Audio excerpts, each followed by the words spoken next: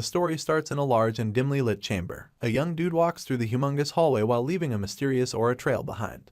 An ominous twin-horned monster with blood-red eyes suddenly lands in front of the young lad, but he doesn't seem bothered by the creature's appearance. The monster roars and bares its fangs at the dude, intending to gnaw his body. Multiple layers of magic circles appear in the sky and a lightning bolt hits the location, which is situated in a forest. The young man begins to recite his incantation and a magic circle appears on the ground. He places his hand on it and wishes that the ice will freeze the earth. He lifts the ice magic on his palm and summons a mighty ice spirit after reciting his incantation. A wide-range ice spell activates and the whole chamber begins to freeze. The eerie monster stops in its tracks and grunts as it feels the pressure of the overpowered spell. The majestic ice spirit that was summoned blows out a winter breath and completely freezes the monster. The confident dude stands elegantly in his magic circle after watching how the scenario unfolded. Our main character, Hail, is the third son of the prestigious Shin family. The Shin family happens to be Korea's top magic family. Hail begins to narrate how he was considered an exceptional talent among the many geniuses in his family until a certain incident. In a study room at the Shin family's mansion, Hail's father prepares his mindset for the next phase of his life. Our guy tells his father that he understands and declares that he'll deliver results worthy of the Shin family name. Our proud protagonist says that he'll graduate at the top of the Obelisk Academy and become the world's greatest mage who will lead the Shin family. His father talks about how Hail is more talented than his other siblings. He asks the young lad to reach the pinnacle of AI magic and prove himself. Hail claims that he won't fail. Our protagonist continues to narrate how he intended to be the world's greatest mage. He vowed to surpass everyone, including his father. 2 years later, in a classroom at the prestigious Obelisk Academy of Magic, a teacher instructs the sophomores to gather up. He says that they'll be having a practical exam. The teacher calls a snake-like dude named Beak Sahak. He tells Sahak not to feel nervous and take the exam as usual. The mischievous lad claims that there's no reason to be nervous because the bottom rank is already decided. Sahak calls out Hail, who he refers to as a loser who can't use basic magic. He continues to insult Hail, who's at the scene, but he doesn't seem bothered by it. Our protagonist begins to think about how mages are rare and valuable in their time, like he's an old geezer. The teacher instructs Sahak to begin the practical exam. 2 wolf-like creatures appear at the scene and Sahak summons his magic board. He releases a fireball spell at monsters and destroys them. The teacher declares that he cleared the monster suppression test within the time limit. After passing, Sahak declares that it's easy in a condescending manner while throwing shades at Hail. The protagonist continues to narrate how modern magic has evolved with the introduction of AI. All the modern mages have implanted AI chips in their bodies, which allows them to cast spells effortlessly without complex incantations, but our main character is unfit for it. The teacher declares that it's Hail's turn. The test begins and 2 monsters appear at the scene. Hail begins to cast his spell step by step like the outdated mage that he is. The monster pounces on him as he chants, which disrupts whatever he's doing. Sahak begins to make fun of the loser while the other students laugh at the failure. Sahak tells Hail to know his place because he's unfit for magic. After the chaotic test, Hail falls to his knees devastated. The teacher declares his failure because he has exceeded the test time. The other students continue to laugh at the poor dude, who's elated because his incantation speed has improved from before. Hail thinks about how his father gave up his expectations of him when he was deemed unfit for AI. Hail's father sent medicine to destroy the mana circle in his heart, but our protagonist has no intention of giving up on his dreams. He decided to break through traditional magic, which is now obsolete and can only be learnt from books. In Hail's room, he laments that he's running out of space to keep books and wonders if the old books can be made into ebook format. He notices a strange book on his table and tries to remember how he got it. Hail grabs the book and opens it. He scans through it. He notes that it's a pretty old book that looks fancy and expensive. He talks about the bad handwriting and notices a familiar name.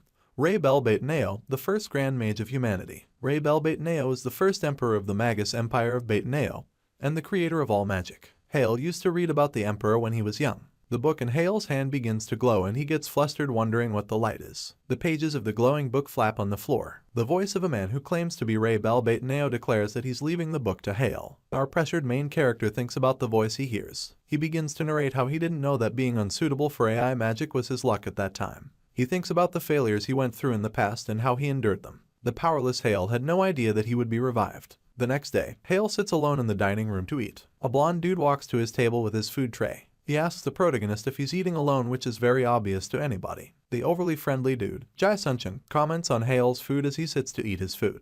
Our main character gives a narration on Sunchin, who looks dumb but happens to be in the top 10 at the academy. He's a skilled dude who became a third circle magician at 18. Sunchin is the only person Hail can call a friend in the academy. The laid-back Sunchin asks Hail to open up if he's being bullied, but Hail tells him about the weird book he came across the previous day. He reiterates everything that happened as they eat. Sunchin asks him questions to resolve his curiosity. Hale tells him that it's a book Rebel Neo left for his successor and one can't use it without having the same constitution as him. Sunchin shows interest in the book and asks for an opportunity to open the book. Hale opens the book and tells him what the last page says. It says that he needs to die, which implies that he needs to create a mana circle in his brain and not his heart. Sunchin calls it a joke because of the death reference and asks that they check the book together first. At the Obelisk Academy student dormitory, Hale hands Sunchin the book in his room. Sunchin reads out the constitution-related condition on the cover. He collects the book from Hale and struggles to open it, but it does budge. Sunchin returns the book to Hale and guesses that it might be a locking spell. He gives up on it, tells Hale goodnight, and leaves the room. Hale casually opens the book and wonders how it opens easily in his hands. He opens a blank page in the book and the words begin to appear. It's a message from Rebel Neo to his successor. Rebel Neo guesses the circumstances around the successor since he or she probably fits the condition on the book's cover. He tells his successor to accept his will and become his disciple. The condition is that he should destroy the mana circle in his heart and create a mana circle in his brain before opening the book again.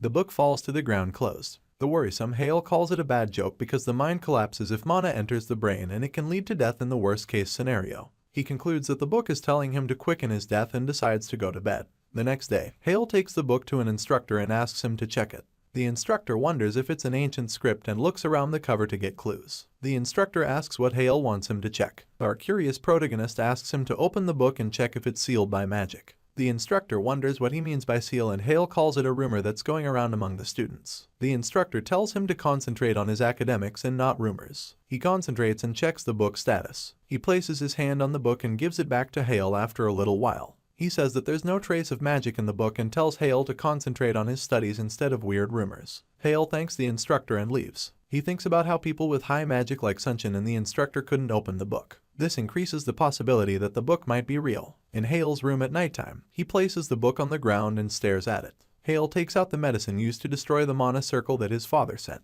His father told him to give up on magic and focus on magic theory, but our protagonist isn't a pushover that's ready to give up on magic. He takes out the pills and reminds himself that he has nothing to lose because his life has always been on the edge. With a better life in view, Hale relieves his fears and puts the pills in his mouth, thinking about how he's going to die that day. Hale begins to feel pain as the mana circle in his heart is breaking apart. He compares the pain he's feeling to the death of a magician. He grabs his chest as he struggles with the pain and the tingly feeling in his head. He proceeds to the forbidden challenge, which is to circulate mana with his brain. After trying it slowly, Hale notices that the pain fades away as soon as he circulates mana through his brain. The pain was so bad that he began to wonder if that's what death felt like. At that moment, Hale shuts his eyes and hears a voice whispering to him. The voice of mana reverberates through his head. The spirits of mana dance and whisper as he begins to coexist with mana. Hale, who's in a state of enlightenment, wonders if the voice is blessing him. Hale suddenly comes back to his senses only to see himself lying on the ground with the book next to him. The stunned protagonist places his hand on his chest and stares at the ceiling. He sits up and wonders if he's still alive. He suddenly notices the book next to him open magically. He picks up the book to check it and discovers that letters are appearing on a blank page. The voice whispering to him begins to get clearer. Hale is congratulated for completing the first step and the voice tells him the name of the book, Idrit. It also declares that our main character's legend begins through the Book of Idrit. Hale tries to think about the situation, but the voice interrupts him before he can process everything that's happening. The transcendent being who's speaking through Idrit tells Hale that he'll leave all his magic to him, the next generation. After the magical moment, the voice calls Hale his disciple and it leaves him in tears. A few days later, an instructor teaches the students in a classroom at Obelisk Academy. The inattentive protagonist who's reading Idrit notices the new entries in the book. It captivates him and he thinks about how he's enjoying the learning process. Hale had discovered that Idrit held a wealth of knowledge and that mana has a will of its own. Mana acts as a toxin to the brain because there'll be a clash of wills which will eventually destroy the brain. Hale notes that he's different because the will of his brain blocks the will of mana. This is the reason his brain won't be destroyed, and it also explains his natural resistance to AI chips that interfere with brain functions. Hale continues to read Idrit, but the teacher suddenly calls everyone's attention. He begins to talk about the midterm evaluation for their class and informs them about the new rule that has been added. Hale wonders what the new rule will be as he looks at the teacher out of curiosity. The slit-eyed teacher goes on to say that students who do not meet the standards will be expelled while making references to his class's loser, Hale. The new rule was personally proposed by the head of the Shin family. Sahek says it's time to remove the defective ones while the other students murmur. The teacher continues to throw shades at Hale, who's thinking about his father. Later that day, the main character walks through the streets and sees an R training center. He thinks about how expensive it is to use the facility in the city. He takes out his smartphone and pays for the service online. Afterward, Hale walks into the center and is welcomed by the attendant who's at the counter. Hale asks for an hour in the training facility and the attendant asks if he's alone. Hale affirms and the attendant gives him the key card to room 14. The attendant further tries to explain how to use the hologram device, but Hale interrupts him and claims to be familiar with how to use it. Hale takes the key card and goes in. The attendant watches him go and he suddenly recognizes him, the noble son from the Shin family who's unfit to use AI magic. Inside room 14, Hale warms up as the training simulation initiates. The wolf challenge begins and many wolf monsters appear around Hale in the room. Hale takes his stance to begin his magic assault while talking about how difficult it is to take on 10 wolf monsters even if they're low-ranked monsters. The average academy clear time for the wolf challenge is 12 minutes and 33 seconds. Hale concludes that there's no better way to test his progress than that ever since he started learning magic from Idrid. Hale activates his new mana circle called the Infinity Circle. The wolves bare their fangs and pounce at the defenseless dude in front of them. Hale suddenly summons water effortlessly to stop the monsters in their tracks. He is excited because of his newly acquired power, which he termed unbelievable.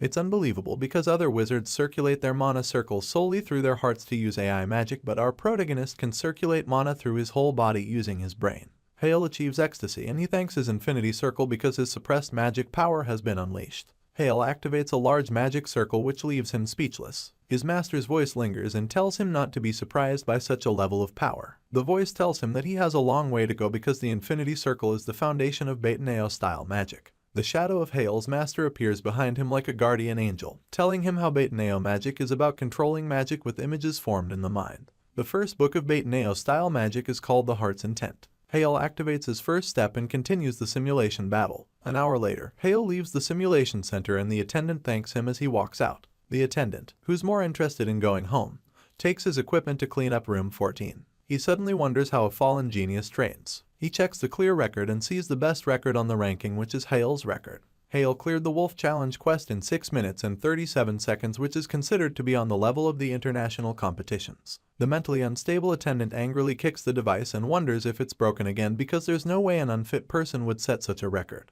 Hale walks home proudly with Idrid in his hand and a wide smile on his face. It was the beginning of a legend. Hale thinks about how he struggled to form the first circle, Saimai, in the past. The records in Idrid are entirely different from the magic he learned until that moment. He sees a sentence in the book and wonders what it means. He continues to think about the enlightening words and how close he is to grasping the knowledge. Hale realizes that the wall of enlightenment, which is like a transparent curtain, is the thing that's preventing him from attaining the enlightenment that's at arm's length. In magic studies, the wall of enlightenment is the limit of a magician's ability. Our main character sits in a meditation sitting posture and decides to focus on circulating mana through his entire body. He got this idea from Idrid and wonders if it's enough. After a while, Hale regains his focus and realizes that he has been circulating his mana for 10 hours. He notes that the activity is exhausting enough to make him lose consciousness, but it still didn't feel that way. Hale, who didn't get a wink of sleep, dresses up and leaves for school. He meets Sunchin on the way. Sunchin comes to greet him but gets worried after noticing how drained Hale looks. Sunchin casually smacks his back and asks if he's okay, which Hale doesn't consider a normal back pat because of how strong the dumb dude is. The protagonist thinks about how it isn't easy to be constantly aware of mana circulation.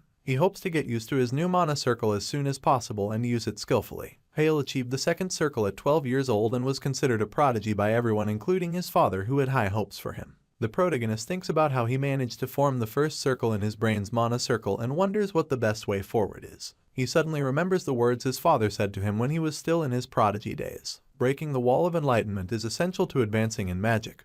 Perfection is just a chain and a lie born from human arrogance. With these words at the back of his mind, Hale continues to circulate mana in his meditation sitting posture. He begins to feel mana as his arms and legs, just like what he read from Idrid.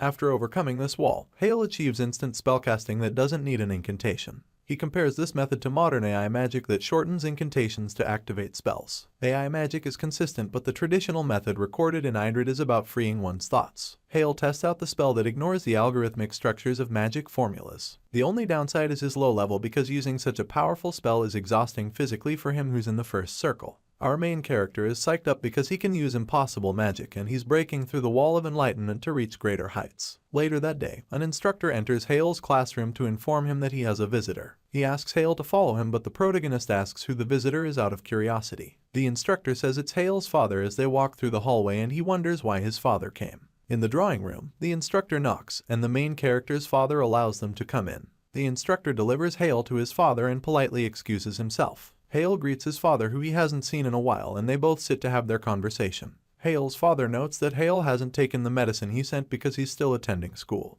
Hale affirms and claims that he's making progress in his magic. His father tries to discourage him, but our main character is no pushover. He tells his father confidently with overwhelming assurance that he's determined to become a grand magician who will lead their era. His father notices the confidence in his eyes but still talks about how Hale has wasted a year already. He tells Hale to face reality because no hard work or achievement can make him a proper magician as long as he rejects AI magic. His father brings up the idea of studying magic theory, but Hale stands his ground and declares that he won't give up on magic. Our protagonist says that he doesn't want a normal life where he has to depend on the family and his father's name. He stands and declares that he'll be the next head of the Madishin family. His father claims that it's not something he can achieve with just bluffs, but Hale replies that he'll prove it. His father wonders what he meant by proving it and guesses that he's going to try to avoid expulsion in the next exam. Hale ignores such limiting words and claims that he'll be in the top 10 in the verification test. Hale promises to devote himself to magic theories if he fails and asks for his father's acknowledgement and full support if he succeeds. The worried father tags Hale's confidence in his recent achievement.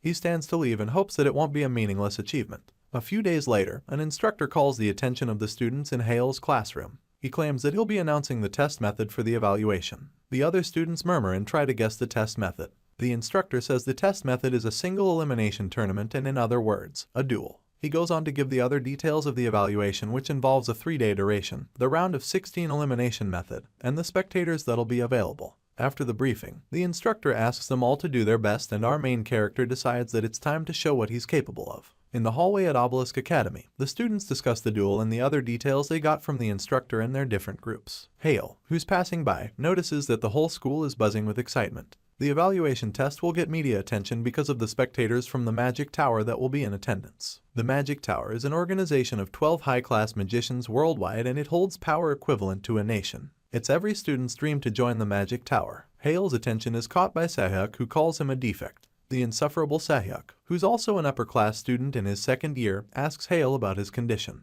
The snake-like dude informs Hale that they are opponents in the first match of the midterm evaluation. He talks down on Hale and tells him that he's screwed. Sahyuk goes on to declare that he'll get proper revenge for what happened 5 years in the past. 5 years ago, Hale defeated the miserable Sahyuk in the Junior Magic Tournament Finals. Hale was nicknamed the Loner Wizard after the tournament by the world. He also thinks about how Sahyuk has been harassing him relentlessly since he found out Hale was an AI misfit. Sahyuk brings up the newly added expulsion condition in the evaluation and begins to explain how he's going to beat the hell out of Hale before he is expelled. The main character decides in his mind that he can't miss such a golden opportunity because his first opponent is a perfect chance to show his skills during the midterm evaluation. Hale decides to use Sahyuk. He replies to Sahyuk's taunts by reversing the scenario in a condescending manner, which makes him pissed all the more. Their unfriendly conversation begins to gain the attention of other students. Sahyuk tries to confirm if Hale is insane and howls at him like a pain dog, but Hale calmly replies with a reference to their past encounter. He claims that Sahyuk was also loud like that 5 years ago but still lost miserably. He continues to taunt the dickhead and brings up his nickname,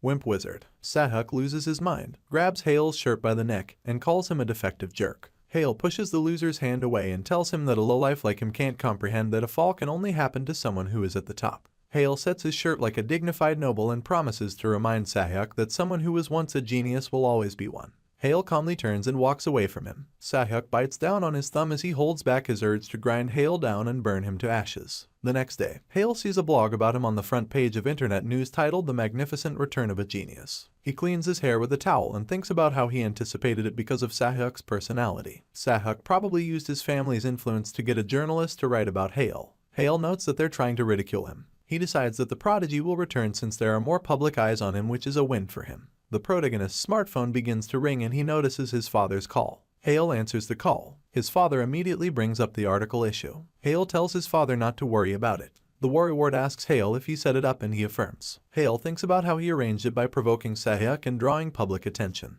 Hale's father tells him that he didn't accept his proposal because he trusted him but because there's no loss to the Shin family. He claims that he doesn't expect Hale to win and that the article could bring shame to the Shin family. He asks for a valid reason to leave the article alone. Hale replies that the public believes that he was expelled from the Shin family and that a probable disgrace from his end will have a minor impact on the family. His father claims that it's still non-existent because the Shin family's name follows Hale wherever he goes. Hale claims that he's aware but believes that it's worth it considering the gains. His father asks what the gain is and Hale replies that it's him, the world's greatest magician. His father sarcastically talks about Hale's ambition and decides to leave the article. Hale thanks his father, but the old man tells him to prepare for the consequences if he disgraces the family after all his big talks. He ends the call and Hale declares that the stage is set. On the day of the midterm evaluation, the spectators prepare themselves for the big day. Hale tries to stretch his wrist, but he is disturbed by the pesky Sahak. Sahak asks if he liked the article he made. He laughs as he talks about how ridiculous it'll be when Hale loses after everything without casting a single spell. Hale replies to the annoying jerk by claiming that he's going to lose instead.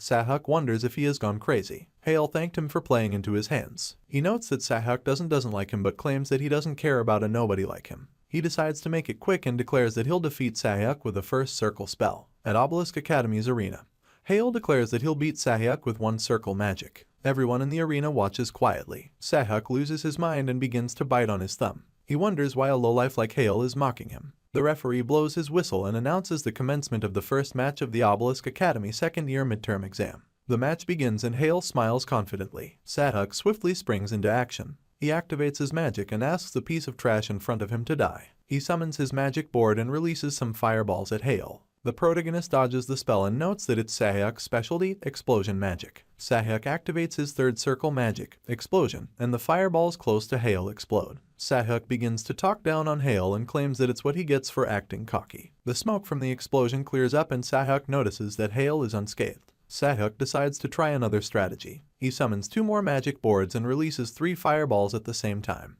Hale effortlessly activates his water spell and blocks the fireballs aimed at him. Sahak panics after realizing that his specialty spell is easily blocked. One of the spectators talks about a strange thing happening in the arena. He wonders why Hale can cast a first circle spell instantly. The woman who's standing next to him asks why he rescheduled everything with the blue tower just to watch a student's match. She asks if he knows something about Hale's magic, but he says no. He talks about the article he read on Hale and how he's watching out of curiosity. The woman concludes that it's by chance and begins to talk about the huge uproar that'll occur if it's known that the Blue Tower leader, who's an 8th circle mage, came to watch a student's match. The master of the Blue Tower, Kim Kangan, tells her that he knows and it's the reason they're using a VIP room. Kangan notices the person coming in and asks if he also came to watch. In the arena, Hale remains unscathed. Sahak bites his thumb and wonders what is happening. He thinks about how Hale blocks his third circle spell with the first circle and his abnormally fast casting speed. Hale asks Sahak if he's curious about his casting speed in a mocking tone, which vexes him some more. The furious Sahak tells Hale to shut up and die. He continues to release more of his fireball spells at Hale. They explode around him and the proud guy begins to talk down on the protagonist who's only using first circle spells. The smoke clears out and Hale remains unscratched. Hale lifts his arm towards Sahak and a wind spear appears. He shoots the spell at Sahak, who struggles to dodge it. Sahak begins to wonder when Hale casts the wind spear. He looks at the unbothered Hale, who's dusting his clothes, and wonders how he is unharmed by his spells. Sahak asks Hale if he truly believes that he can win with a first-class spell. The main character creates another wind spear and he affirms Sahak's words. He shoots the wind spear spell at Sahak, but it's blocked by a defensive magic circle. Sahak is elated after seeing that he blocked Hale's spell. He smiles and begins to talk in his condescending manner again. He tells Hale not to get cocky because his casting speed got a bit faster, but his trash talk is interrupted by an unexpected attack from the sky. The spell scratches Sahak's arm and he wonders when Hale casts the spell behind him. The mentally unstable opponent, who's still suffering from a 5-year-long PTSD, asks the protagonist what he did, which leaves Kangan and the other spectators intrigued. Hale lifts his arms and a wind spell begins to converge at his fingertip. Hale asks if he still doesn't get it and asks Sahak if he wants to show him again like a tyrant. In the school arena, a wind spell converges at Hale's fingertip that's pointing upward. He asks Sahak if he doesn't understand what is happening and decides to show him again. The wind spell transforms into a bird-like shape and Hale swiftly shoots it at his opponent. Sahak begins to panic and wonders if it's a wind spell because the spell does have a double shot property. Our main character confirms Sahak's thoughts and declares that he can do it. He creates 4 bird-like wind spells and asks Sahak to block them. Hale shoots the spell at his opponent. Sahak creates a magic barrier and it blocks the wind spell's shot at him. He smiles and convinces himself that he can block first circle spells, but another wind spell hits his back. Sahak grunts from the pain and thinks about the wind spear that came from a bent trajectory. Hale calls Sahak's attention because he's standing there dazed as he thinks. The protagonist declares that the match just started and he creates more bird-like wind spells. Hale continues to assault Sahak with the wind spells that move around like chakrams. Sahak decides to move out of his spell's range and create some distance. He notes that magic power and range are limited and concludes that Hale's pesky wind spears won't reach him. Hale smirks and calls it a good decision. The main character changes his approach to the battle. He places his hands together and the multiple bird-like wind spells merge. Sahyuk is shocked as the merged spell charges at him even outside Hale's range. In the VIP room, Kangen and his secretary are stunned.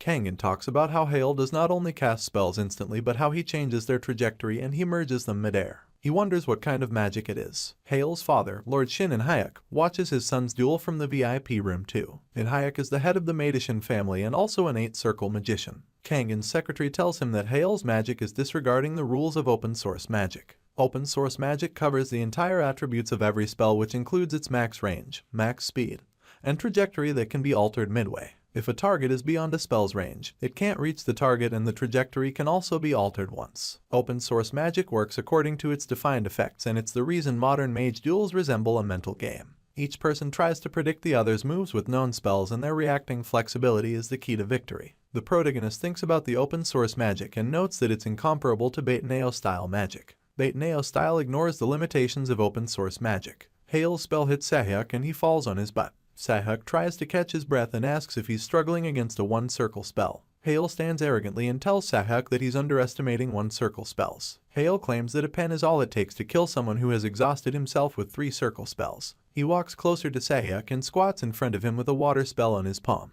Sahyuk asks what he's trying to say and Hale replies that a grand spell isn't necessary to end a life. Hale controls the water magic to forcefully enter Sahyuk's mouth. The water soon covers his whole body and Sahyuk begins to struggle as he gasps for air. The protagonist, who's talking like a vicious villain, ignores Sahyuk's coughs and talks about the advantages of their battle uniforms. The uniforms are protected by the safety barrier spell, a safe zone. Hale tells the fool struggling beneath him that the uniform won't do him any good. After a while, Hale tells the instructor who's refereeing the duel that the result is clear. The referee blows his whistle and declares Hale the winner of the match. 2 dudes carry Sahyuk out of the arena and Hale walks out from the other end. The protagonist thinks about the feeling of victory that he used to enjoy in his prodigy days and tells himself that he's returning as a mage once again. Kangen and his secretary through a hallway. He remembers the things he said as he watched Hale's duel and decides that he wants to know more about him. Sunshin congratulates Hale for winning. He hugs Hale and asks about the type of training he does because his magic is incredible. The dumb genius begins to narrate how the wind spears moved and the other scenarios in the duel like he's a fanboy.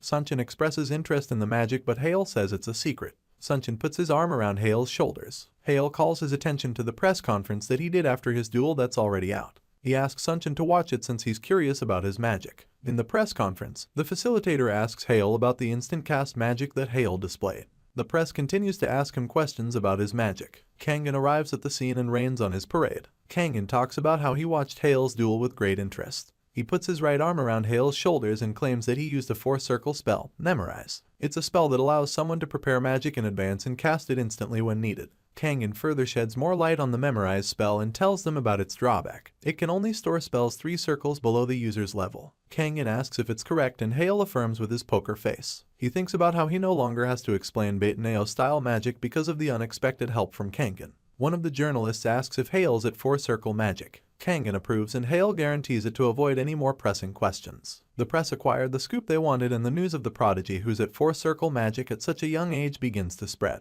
They claim that the record is comparable to that of the Tower Masters in their younger days and do not question it because the Blue Tower Lord, Kangen, confirmed it. Sunshin asks if he's really a 4-circle mage but sets it aside. In the press conference, another journalist asks Hale to explain how he ignored the rules of open source magic. Kangen tries to put some things together but Hale interrupts him. The man of the hour says that he'll explain it himself. Hale says it's a surprisingly simple thing. He goes on to say that he modified the spell formula. Kangen, who's looking stunned, thinks about the impossible feat which is like adding a flight function to a car. Kangen notes that it's not something that can be easily done and wonders how outstanding Hale would have been if he wasn't an AI incompatible. Our main character decides what to call the magic in his mind and tells everyone that it's modification magic. Magical butterflies glow around the protagonist as he explains the spell. The intrigued Kangen watches him speak and concludes that it's revolutionary. He thinks about how the entire magic community will be shaken from that day onward. The video ends and the disappointed Sunshin asks Hale if he's supposed to believe it. The main character tells him to believe it but Sunshin doesn't budge. He gives up and says he's glad that Hale won.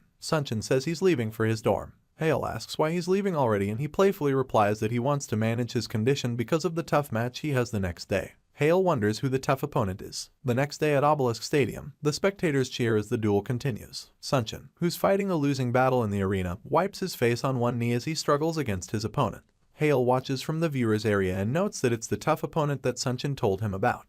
The blonde lady battling Sunchen, Adela Starrett, lifts her hand and activates a spell named Moonlight Bullet. She's the prodigy born between the Starrett family of France and Korea's House of Mystics. Our protagonist notes that Adela's magic is unique and thinks about the reason. In the arena, a grand magic circle appears beneath Adela's feet and she activates the secretive moon element magic of the House of Mystics. Sunchen, who's still unable to stand, creates a barrier to block Adela's spell. Adela's spell easily destroys his barrier and knocks him down. The referee blows his whistle to end the match and declares that Adela is the winner. The crowd goes wild, but Hale calmly thinks about Adela's spell. It's the secretive magic of the House of Mystics which blends light and darkness elements named Shining Moonlight. Hale narrates how secretive magic isn't registered in open-source magic in terms of range, distance, power, or features. The protagonist continues to think about his friend's situation, but he suddenly notices Adela's stare. He wonders if she's looking at him. Hale acknowledges Sunchen's hard work and hands him an energy drink as he walks off the arena. Sunchen, who's feeling devastated, talks about his bad luck because he had to face Adela, but Hale pats his back. Adela stares at them from behind. Sunchen asks Hale if he won his second match and he affirms. Sunchen tries to mention Hale's next opponent, but they're interrupted by Adela. She acknowledges the nice match they had earlier. The flustered Sunchen thanks her and claims that he learned a lot too. Hale notices that Adela's staring at him again.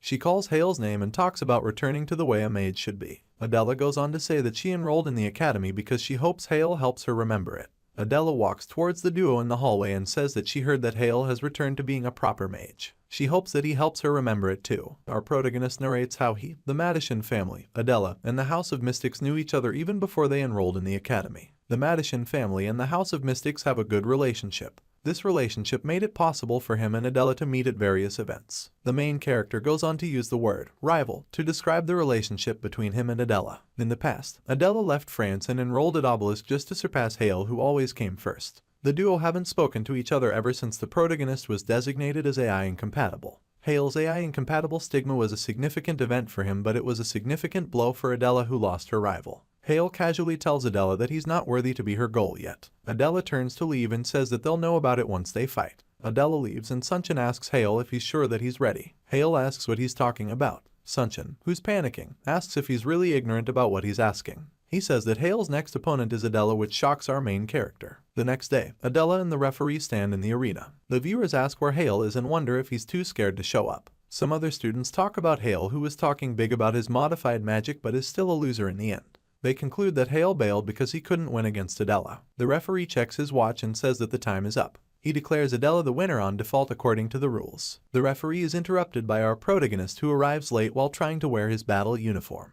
He apologizes for being late with a smirk on his face. The referee asks what took him so long but decides to listen to it later. He claims that he won't give Hale time to catch his breath and tells him to consider it the penalty for his lateness. The referee asks them to take their positions. The curious Adela asks why he's late, but Hale replies that it's nothing major. He activates his magic and says that he is doing some preparations. She wonders what the preparation is. Hale says that she's quite strong, so he had to prepare himself to beat her. Adela says it'll be an interesting match and asks if he prepared in a day. She feels something and thinks about how the Hale in front of her is different from the previous day. She takes her stance and wonders if he's going to showcase his true power. Hale continues to activate his magic and tells her in advance to go all out from the start. The referee commences the match. Adela lifts her finger and creates a light-based spell. She points the finger at Hale and activates the spell named Flame Revolver. Adela shoots several fire bullets at the protagonist. Hale throws his hand upward and activates a wind spell. A gust of wind blocks the fire bullets aiming at our main. Adela clenches her fist and creates a large needle with the spell named Earth Needle. Several earth needles break out of the floor and trail toward Hale. Hale jumps to dodge the spell. Adela says that he's in midair and won't be able to dodge her next spell. She notices the best time to commence her spell and swiftly activates her magic. A large magic circle appears behind her as she floats and activates a spell named Arrow Impact. Hale, who's still in midair, notes that Adela's spell is an attack aimed at a defenseless person in midair. It's a spell that one can't avoid even if he knows it's coming. Our main character smiles and thinks that it's a general concept. He activates a barrier and uses it to balance himself in midair. The other students watching the match are stunned because of the impossible feat. They talk about how he was able to use defensive barrier magic midair as they watch in disbelief. Adela's face showcases her shock and she asks what is going on. She notes that he flipped the barrier and used it as a platform. She thinks about how Hale is still the same with his unique magic sense. Hale stands straight on the barrier in midair and thinks about how he needs to use everything he has to counter the House of Mystics' secret moon element magic. He takes his spellcasting stance and decides that he'll bring the sun into the battle to make it happen. Adela struggles with the sunlight and tries to use her hand as shade while staring at Hale, who's standing on a barrier midair. She notices that an attack is coming and she has no choice but to defend. Hale stands confidently while using the bright sunlight to his advantage. Adela creates a great shield barrier as soon as Hale jumps off his barrier. The main character uses an arrow spell to create a wind blade and uses it to strike Adela's barrier. Adela notes that her opponent used a first circle spell against her third circle defensive spell. She concludes that Hale is being cautious. The protagonist flips backward after the strike and lands on the ground. Adela notices an opening and decides that it's her turn. She tries to activate an attack spell but she's interrupted by a stealth spell that grabs her leg, Earthbind. She thinks about when he used the spell and guesses that it was the instant he landed. She also notes that he's fast because she is barely keeping up with his movements. Hale swiftly runs towards her side, which is not protected by her great shield barrier. He casts his magic and activates the water missile spell. Adela quickly destroys the spell binding her right leg. The main character continues to cast his spell and the water balls he created transform into dolphin forms. He shoots the water dolphins at Adela but she uses her barrier to block them.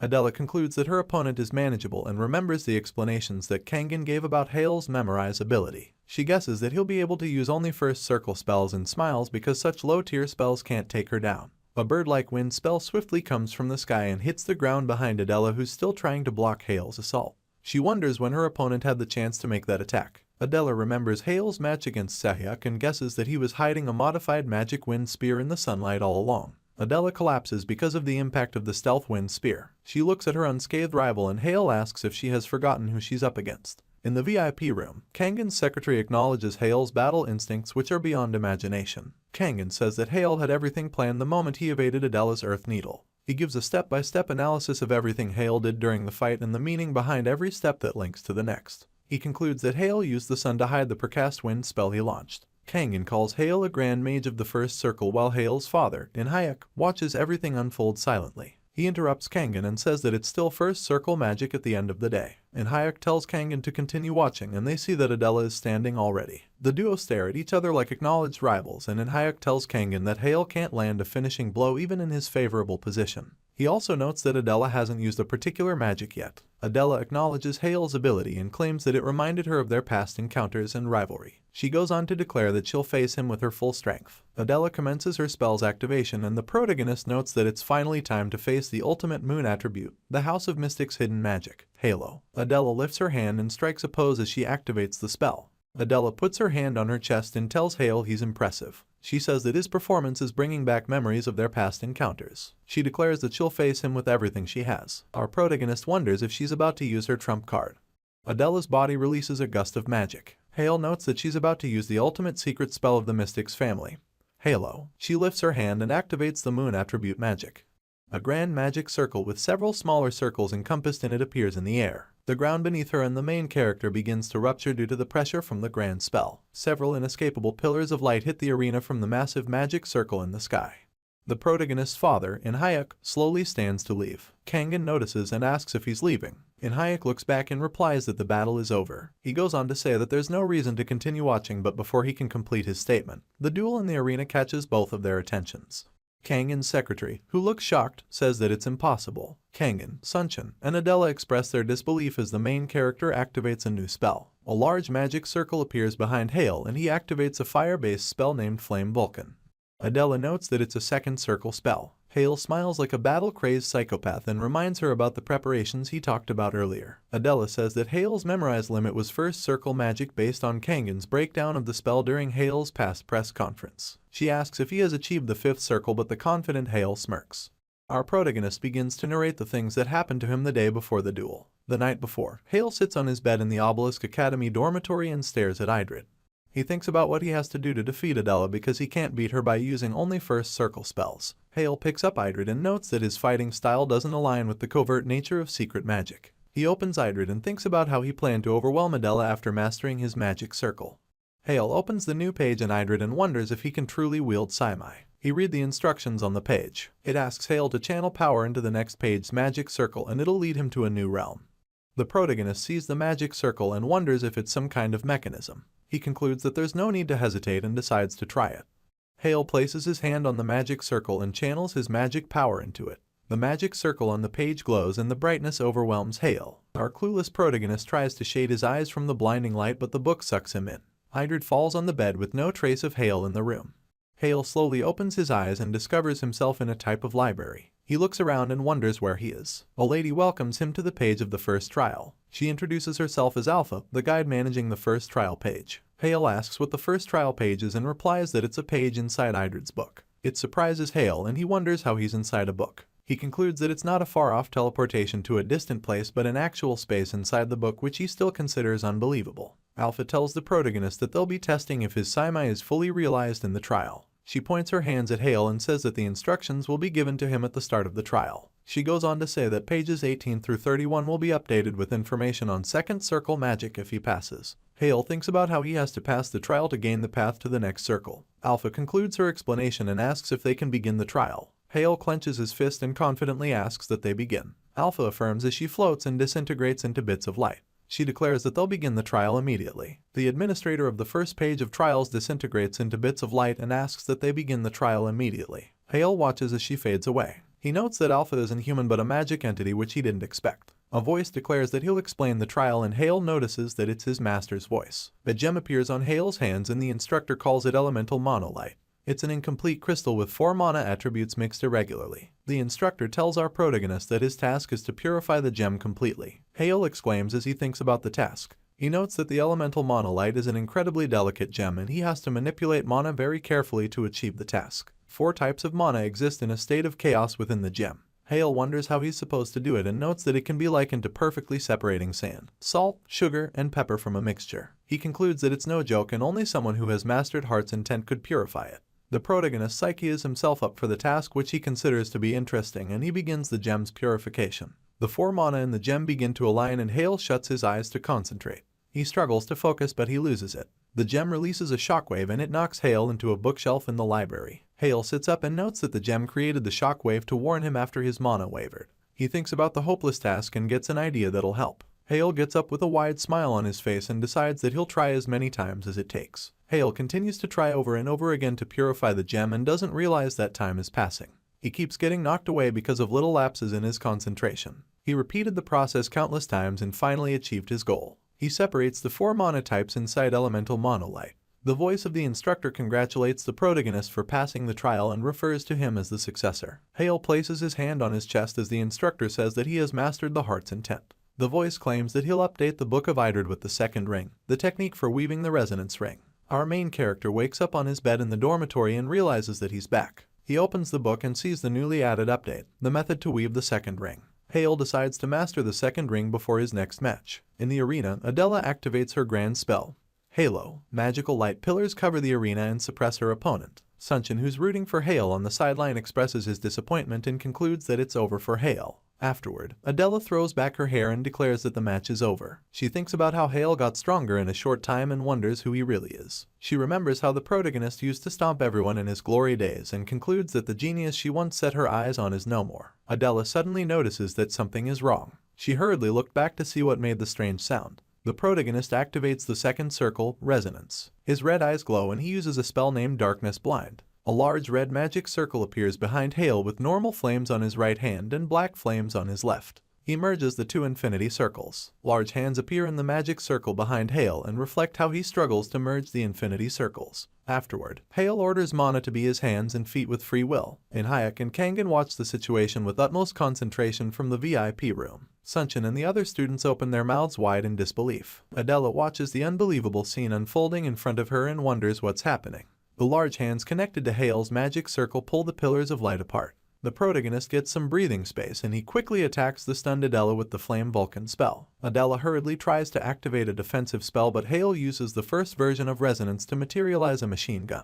The machine gun's assault activates and Adela realizes that she can't block it. She takes her spellcasting stance and smiles. She says that the Hale she knows is back and asks that he become her goal once again.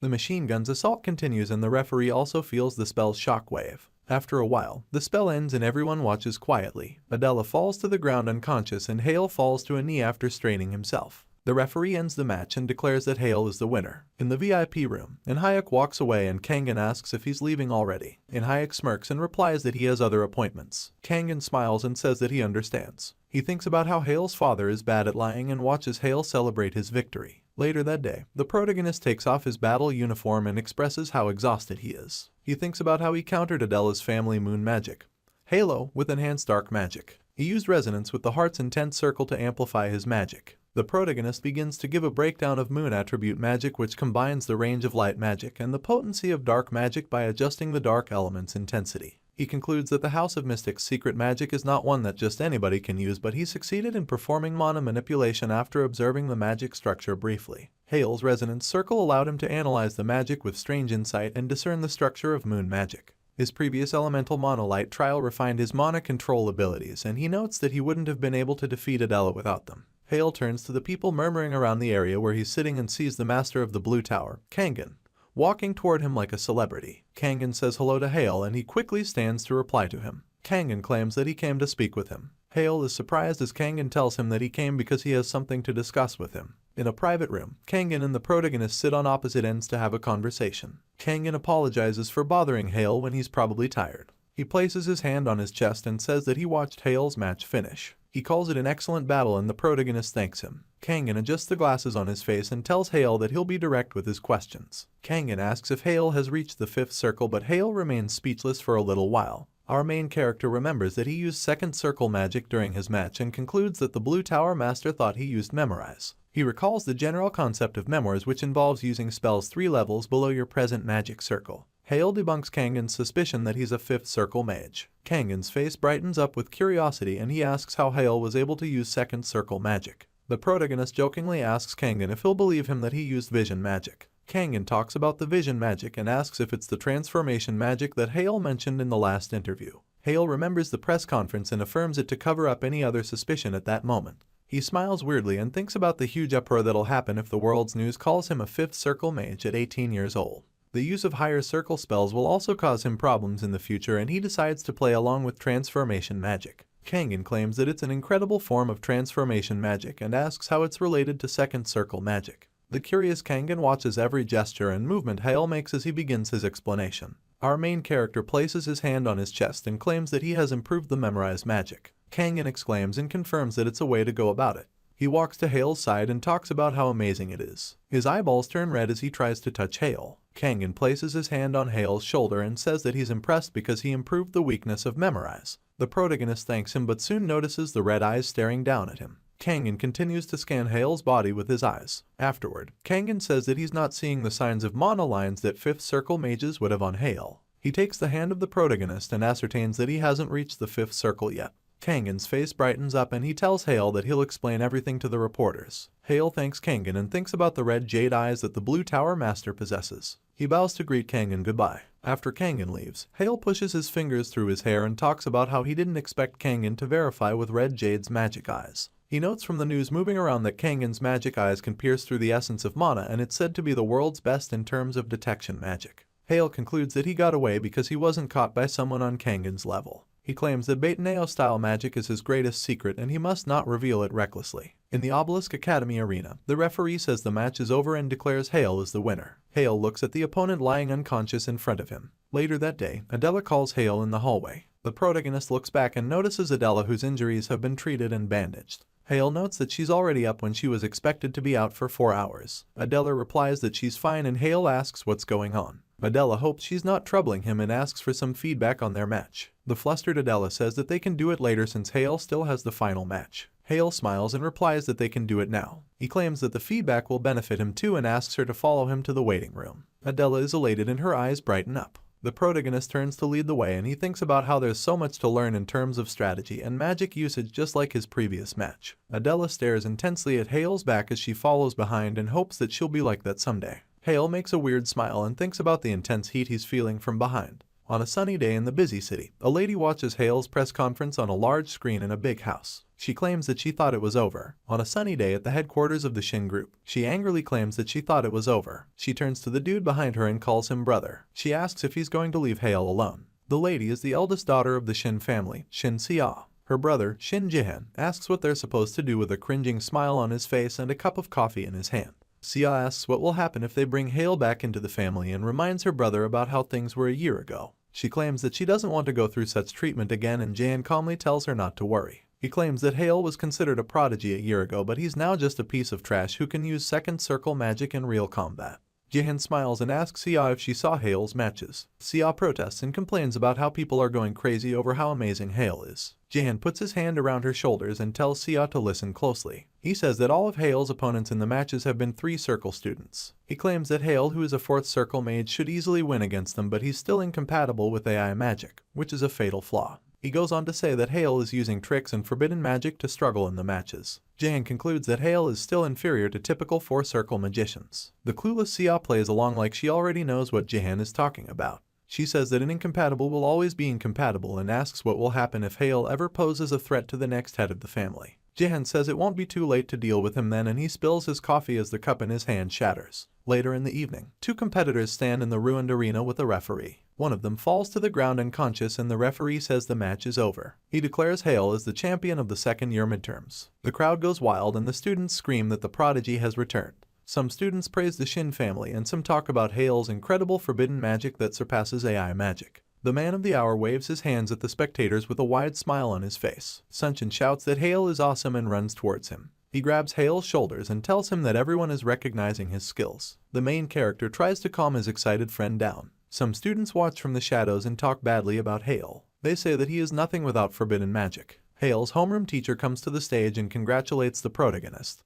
He says that he's proud of Hale, but he's interrupted by Sunshin, who wants their teacher to give them a treat to celebrate Hale's victory. The teacher replies that he plans to treat everyone and Sunshin celebrates happily. Hale apologizes and says that he can't tag along because he has an important appointment. Sunshin tries to convince him to come because there can't be a party without the guest of honor. Hale apologizes again and says that it's really important. Sunshin looks devastated as Hale leaves, but the teacher pats him on the shoulder. The protagonist thinks about the important promise he has to keep. Hale walks into the street and notices the chauffeur next to a car. The chauffeur says he has been expecting Hale and refers to him as the youngest son. The chauffeur bows and tells the main character that the head of the family is waiting for him. The chauffeur goes on to say that he'll escort Hale to the main residence. Later at night, the protagonist stands in front of the mansion's entrance and thinks about how it's been a year. He narrates how he has been living in the Obelisk Academy dormitory after he rebelled against his cold father. It's after it was discovered that he's incompatible with AI magic. He hasn't been allowed to set foot in the family house since then. Hale walks into the mansion and says that nothing has changed there. He walks up to another door, which is his father's study. Our main character clenches his fist and thinks about how he made it back there. He knocks on the door and his cold father tells him to come in. Hale enters and bows to greet his father. He says it's been a while and looks at his father. Hale's father, Inhayek, tells him to sit down with a stern look. The protagonist sits in front of Inhayek's desk to have a conversation. Inhayek says he used to think Hale was a failure with a casting speed 20 times slower than average and spells that disappear if he loses focus. He walks towards Hale and talks about how he was incapable of multicasting and a prime example of how useless an incompatible person could be. Inhayek places his hand on Hale's chair and talks about how they suggested that he switch to AI magic in the past because of his exceptional talent. Inhayek goes on to say that he doesn't have high for Hale's attempt this time. He calls Hale's attempt a desperate move by someone cornered. Our calm main character says that he understands. Inhayek talks about the article Beek Sahak published, which he considered a good opportunity for Hale to come back to his senses after a crushing defeat. He claims that Hale defied his expectations completely by overcoming his incompatibility and creating transformation magic. Inhayek smirks and claims that Hale won the wager. He says Hale's combat performance is worthy of being called a true mage. The protagonist's face brightens up and he stands to thank his father for the positive review. Inhayek says the family will give him full support from that moment onward. He asks Hale what he needs for his pursuit of magic and also permits him to return to the Madishin family as the rightful successor of the Shin family. Inhayek tells him to serve the family well and Hale smiles. Inhayek claims that he has a last warning. He walks toward Hale and stands in front of him. Inhayek places his hand on Hale's forehead and says that he'll personally destroy his circles if he ever senses that he is stagnating or regressing.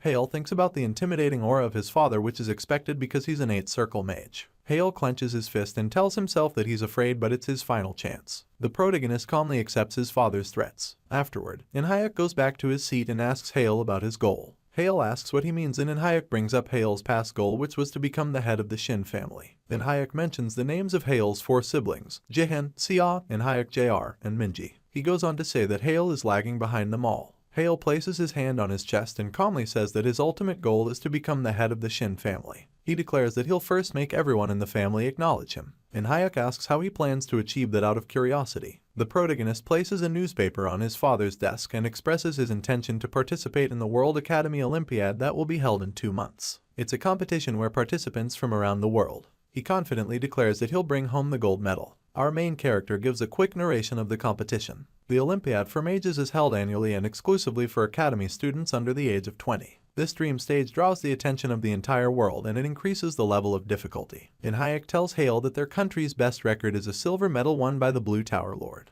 He asks the protagonist if he's aware that his claims sound unrealistic. Hale affirms and says that he has a condition involved. His father asks what the condition is and Hale asks him to prevent his siblings from hindering him for the next 2 months leading up to the Olympiad tournament. Hayek thinks about his bold kid who's using a gold medal that he might not win as leverage to demand immediate protection. Hayek would refuse such a condition on a normal day, but he smirks and says that it might not be a bad idea. The next day, the protagonist lies on the floor in his bedroom littered with books. Rays of sunshine enter the room and he wakes up wondering if he fell asleep. Hale narrates how he started looking into the requirements for the second test as soon as he returned from his family's estate.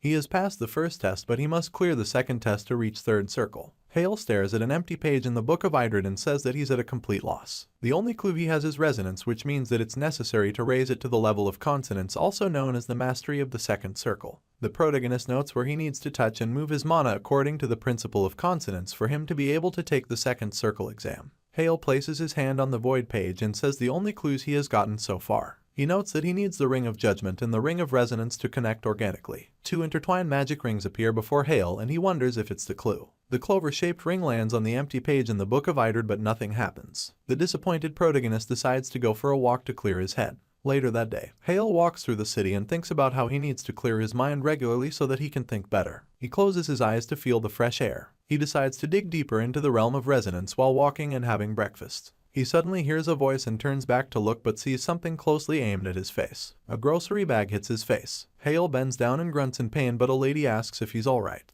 The lady's voice surprises Hale and he quickly looks up to see Adela. Afterward, the duo walk together and Hale asks why Adela's plastic bag flew toward him. The clumsy Adela explains how she was spinning the bag around in joy like a little kid because she was about to drink some banana milk. The plastic bag slipped from her hand and flew away. Hale says he understands and Adela bows to apologize. Hale says it's alright because he got to drink banana milk too. He goes on to ask if she still only drinks banana milk. Adela affirms and claims that it's the best drink ever made by humans. She shows him her plastic bag filled with banana milk cans and Hale wonders why she bought that much. The duo continue their walk and Adela says that she heard that Hale went back home. Our main character affirms with a smile on his face and claims that he returned to the magic tower the previous day. Adela smiles and says it's a relief. She asks if it's still his dream to become the head of the magic tower. The surprised protagonist asks if he said something like that. Adela affirms while thinking about a conversation from their younger days. She claims that they talk about it often. Hale tells her that it's not his dream anymore, which shocks Adela. She places her hand on her chest and asks if he is compromised with reality. She goes on to talk about how it'll be difficult for Hale to become the magic tower head because he has many prominent siblings. Hale asks what she's talking about and says that his dream is to become the master of magic. He wants to stand at the pinnacle of all mages and all magic towers. The stunned Adela stares at him as he declares his goal. She thinks about it and says that it's an incredible goal that's truly beyond imagination.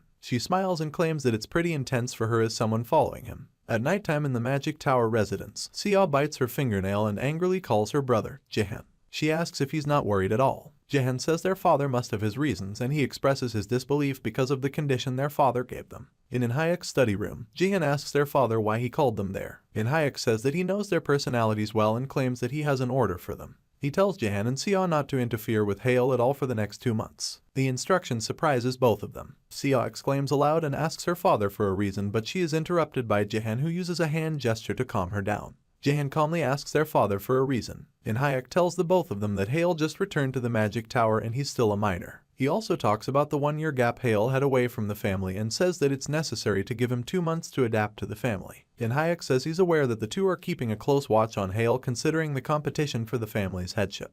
Jihan says that he understands and asks if their father has any other thing to say. Hayek says no and asks them to go rest because they must be tired. After the flashback, Sia asks Jihan why he left without saying anything, but her face expresses her fear when she looks at him. Jihan exudes a villainous aura and claims that he can't accept it. He thinks about how Minji and Minhak aren't interested in competing for the head position. He concludes that it's the reason they weren't called to the meeting, but he wonders why they have to leave Hale alone because of a 1-year gap. Jihan notes that their usual father would have told them to endure it, saying that a year's gap is a lack of qualification as an heir. He also talks about the protection law, which only applies until age 16, before the AI imprinting. Jihan says that age 17 is beyond that range and he wonders why his father would give such commands. Sia guesses that their father already made Hale the heir, but Jihan debunks it because Hale hasn't shown enough to their father. Sia wonders why, and Jihan thinks about the probability that their father has seen some potential. Jihan guesses that their father might be interested in the mysterious magic system that Hale mastered. He also brings up the possibility that Hale and their father made a deal. Sia exclaims and asks about the deal. The scatterbrained lady affirms it because it's not what their usual father would make, and she claims that Hale is annoying. She asks her brother if she should recall all the guys she ordered to follow Hale around. Jihan says she should unless they're sure that they won't get caught by the Shadows. The Shadows are their father's direct intelligence unit that acts as the secret force of the Magic Tower. It's an elite team that handles infiltration, information gathering, and escort missions. Jihan notes that there's nothing the Shadows can't do and tells Sia that he has withdrawn all the surveillance he had on Hale. Sia asks what he's going to do, but he replies that he's heading out. Jihan walks out of the room with a sinister smile on his face. He thinks about how he can stay still for 2 months without doing anything even if Sia agrees. He decides to consult the Black Tower. At Obelisk Academy, Hale's homeroom teacher declares that the midterm evaluations are over and he acknowledges everyone's hard work. He asks everyone to applaud Hale, who took first place. Hale stands confidently as the students begin applauding. Hale walks towards the teacher to get his certificate, and the teacher says that he can be considered the best 17-year-old in their country. He congratulates Hale, who thanks him as he collects the certificate. The teacher suggests that he hold his first position for 2 months and aim to compete in the Academy Olympiad.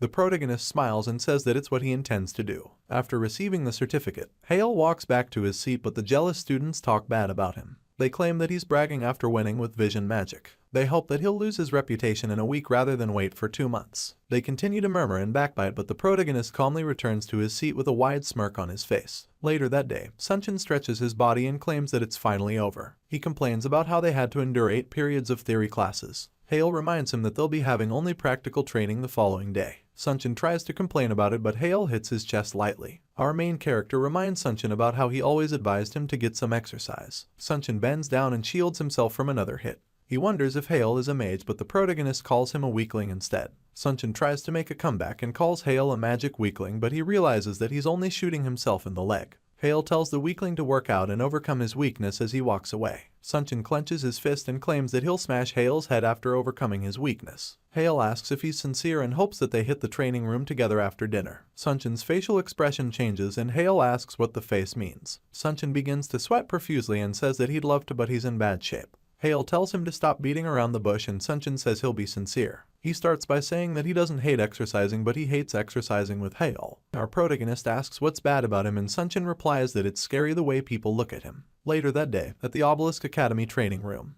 everyone in the room watches Hale train like a workout-crazed psychopath. Hale does the squats with some heavy weights and thinks about his lazy friend who he always tries to get to the training room. Some people ask who he is and if the weight he's pushing is something a human should be lifting. They talk about Hale's identity and how the sophomore won first place in the second-year midterm evaluation. The protagonist drops the weight after finishing his set. He catches his breath and uses a towel to clean his face. He thinks about how he neglected physical training when he was focusing on mastering Bateneo-style magic. He drinks from his bottle and brings up an important detail from the Book of Idrid. He notes that the infinity circle is a huge circle that flows throughout the entire body and interacts with physical training. It means that a strong body and strong circle create synergy, which improves efficiency. Hale climbs the treadmill and thinks about how he needs to master both exercise and magic for optimal physical condition. In the practical training room, Hale stands in the middle of 3 two-tailed panther-like monsters. The creatures with glowing yellowish eyes charge at him. The main character dodges and activates his magic. He uses a wind spell to destroy one of the monsters and it fades away like a photographic memory. The other 2 pounce at him, but he dodges again and they run into each other. Hale uses the Flame Vulcan spell to finish the 2 off. The room system declares that Hale's Monster Rush practical training is complete. His homeroom teacher says the result is perfect and gives him full marks. Hale thanks him with a wide smile on his face. Afterward, Hale sits somewhere and stares at his hand. He notes that his physical abilities seem to have increased by 1.5 times thanks to the Infinity Circle. He wonders how much it'll improve when he reaches the 3rd circle and concludes that he needs to further enhance the Infinity Circle. The protagonist closes his eyes and focuses on the rings of will and resonance. He tries to circulate both manas throughout his entire body. He adjusts the vibration frequency and rotation rate of each ring. He increases the mana purity of the ring of will and hopes to keep it up a little further. After a while, he loses focus and opens his eyes. He thinks about how he had a 99% sync rate and how the last 1% won't budge no matter how many times he tries. Hale clenches his fist and psyches himself up that he'll succeed in mastering his circle level no matter what happens. Later that day, Hale jogs through the streets with his earphones on. He passes through an alley and notices a fist aimed at his face. He dodges the fist and asks who it is. He sees Sahak, who's wearing a hoodie and a face mask. Sahak throws an uppercut but Hale dodges again. Sahak takes off his nose mask and tells Hale that he's good at avoiding like a rat. Hale picks up his earphones that fell as he dodged earlier and asks the sore loser why he didn't go home for the weekend. He stares at Sahak with a disdainful look and a villainous smirk. He says that it's not that Sahak didn't go home but it's because he can't. Hale asks if he's on probation, which is why he can't go home. Sahak shivers angrily and tells Hale to shut up. Hale continues to make fun of the fool who used his family's influence but didn't get the results. Hale says that he'd be too embarrassed to go home without probation if it were to be him. Hale recalls Sahak's embarrassing defeat and asks if Sahak's pestering him because he has nowhere to go. Sahak's brain fuse breaks and he angrily tells Hale to shut up while activating his magic. Hale notices and wonders why the loser is using magic in the street over a little thing. Sahak charges at Hale and tries to hit him with a burning fist. Our protagonist swiftly dodges it, grabs Sahak's hand, and knocks him down like they're in a police criminal situation. Hale pins the sore loser to the ground but the unrepentant fool orders Hale to let him go. Hale notices that it's a good opportunity for him. After a while, the police arrive at the scene. Sahak screams that he's going to kill Hale as he is being arrested.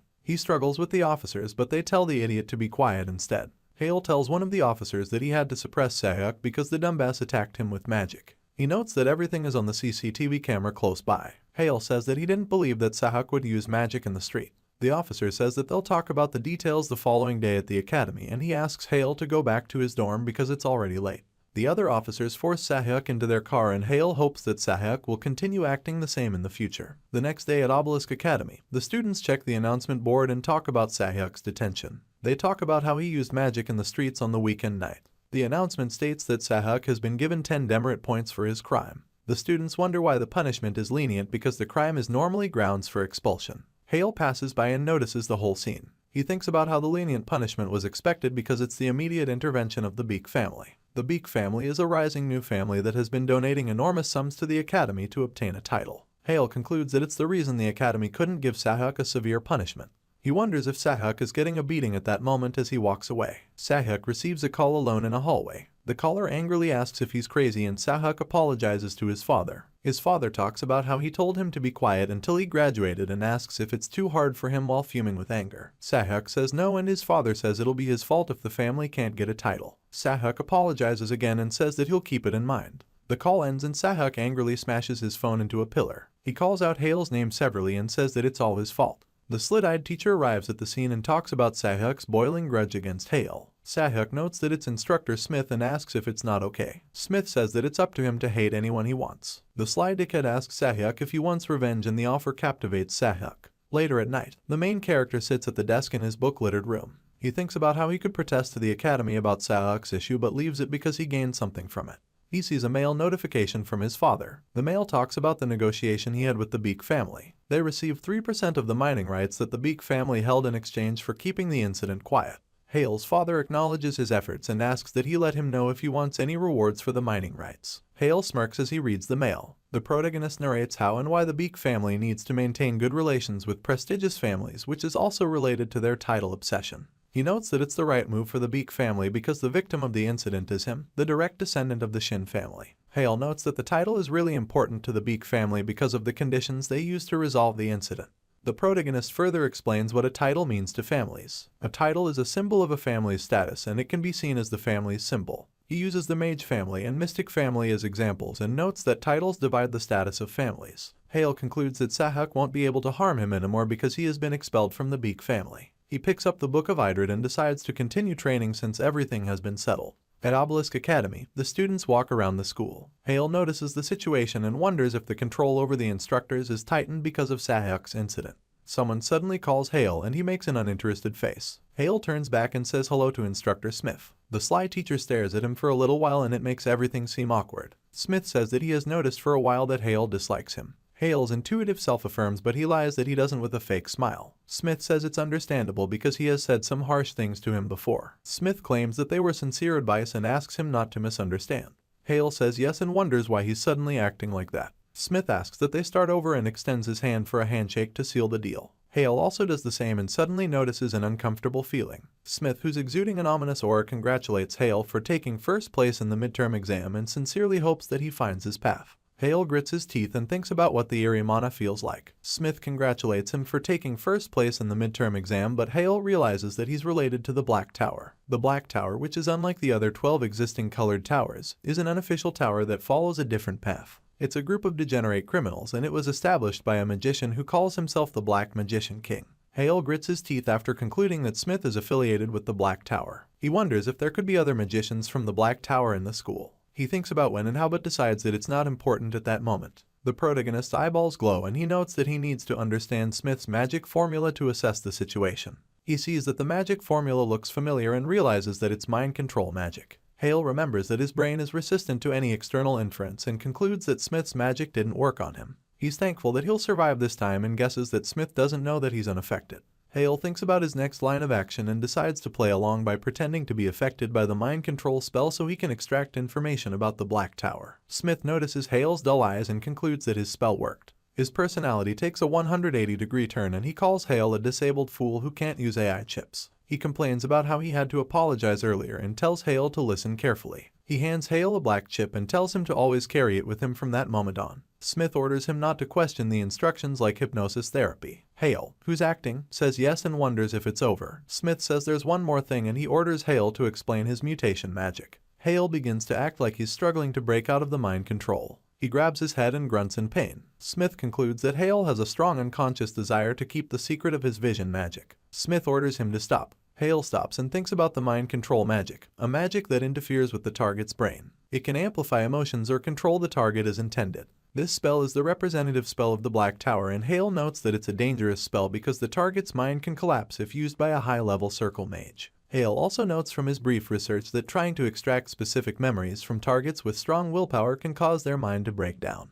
He confirms his observation because Smith easily gives up on the mutation magic and realizes that it's not what he's after. Smith grits his teeth and says that Hale has got a vision magic that doesn't fit his status, which is why he tried to sell him off. He says that he can't let the mission fail and snaps his fingers. He decides that he'll take Hale's vision magic after the mission is over. Hale acts like he came back to his senses and Smith asks if he's alright while acting like he's concerned. He tells Hale that he has been spacing out during their conversation and claims that he must be really tired. Smith says that he won't bother Hale anymore and tells him good luck as he turns to leave. Smith walks away and our main character tells him that he understands. Hale stares at him sternly as he leaves. Hale continues to walk away while the other clueless students move around in pairs. Later that day, the protagonist sits on a bench outside and looks at the black chip that Smith gave to him. He looks at it intricately and realizes that it's an illegal AI chip also known as IL. Hale concludes that they gave him the chip to frame him as an illegal AI user. They intend to drag his image down to the pits using the media. Hale guesses that Instructor Smith doesn't have a real reason to ruin him even if things are stiff between them. He concludes that someone must have requested the Black Tower. He estimates the size of the situation.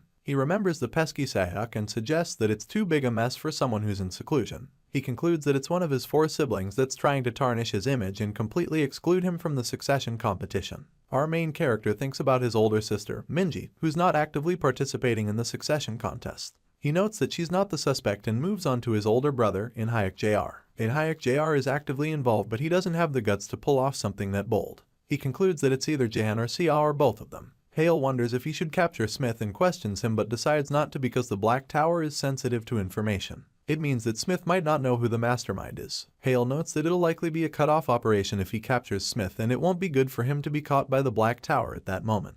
He decides to do something else. Hale goes to the Blue Tower to meet Kangen. He enters the Tower Master's office and Kangen welcomes him. Kangen asks what he wants to tell him and stares at him intensely. Hale realizes that Kangen is colder than usual but still decides to continue with what he came for. Hale arrives at the Blue Tower. He enters the Tower Master's office and Kangen asks him what he wants to say. The blonde Tower Master stares at him intently and it has our red-eyed boy note the look to be colder than usual.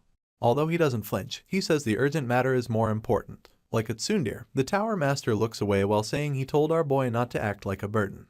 Through deduction, the lad suspects he is on the edge because of his unfruitful research so he asks him about it. The blonde man opens up that he's studying a rather unusual magic stone and it's taking more time than expected. Glancing at the table while wondering what sort of magic stone is in question, Scarlet Eyes spots the supposed object and concludes it to be an elemental manalite. He looks at Kangen's disturbed face and decides to utilize the opportunity. They both sit and Kangen tells Hale to get straight to the point since they're both busy. He asks the boy what the important matter that can't wait is. He notices that he's getting a bit hysterical and concludes that Kangen won't listen to him at the rate they're going. Our main character then decides to negotiate with him. He tells Kangen that he has something to tell him about the magic stone he's researching before they get to the main point, calling it elemental manalite, and it shocks Kangen. The Blue Tower Master immediately asks him how he knows about it because it's a name that has never been revealed, let alone its existence. Kangen stares intensely at the suspicious dude in front of him and asks him to speak carefully. The boy tries to calm him and says that he's not a spy planted in the Blue Tower, nor did he steal the information.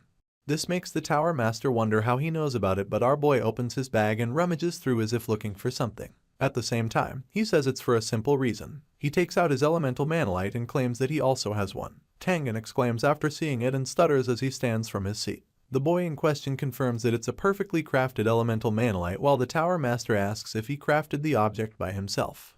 Scarlet Eyes confirms the leader's guess, leaving him stunned. The Blue Tower Master says it's ridiculous because the top 3 mage engineers in the world, including himself and James of the Red Pillar, couldn't do such a feat. He wonders how an ordinary high school student did it. Kangen then asks if he discovered the gem by chance, and our boy nods at his answer. He also says that he brought it along because he figured that the Blue Tower was the only place that could handle a magic stone like that. Kangen continues his interrogation like the boy in front of him committed a heinous crime. He asks how he obtained the gem, and Hale replies that he has no comment. Our boy simply says that he found it by chance and he was lucky to craft it. With the Tower Master's eyes filled with jealousy, he stares at the boy and says he must have incredibly good luck. The lad tries to laugh it off, and Kangen decides not to press any further because mages have the right to keep their secrets. He thanks him and the leader asks for a closer look at his elemental manalite. The lad hands him the stone, and upon holding it, the Tower Master notes it to be the only one in existence that contains all 4 elements simultaneously. The Tower Master guesses the reason the boy brought the stone was to use it to craft an artifact, so he asks what type of artifact he's aiming for. He then starts to guess, wondering if the boy wants clothing, a decorative piece, or a weapon. Despite his prediction skills being so good, the Tower Master fails this time around because Hale replies that he needs something that'll enhance his elemental magic efficiency.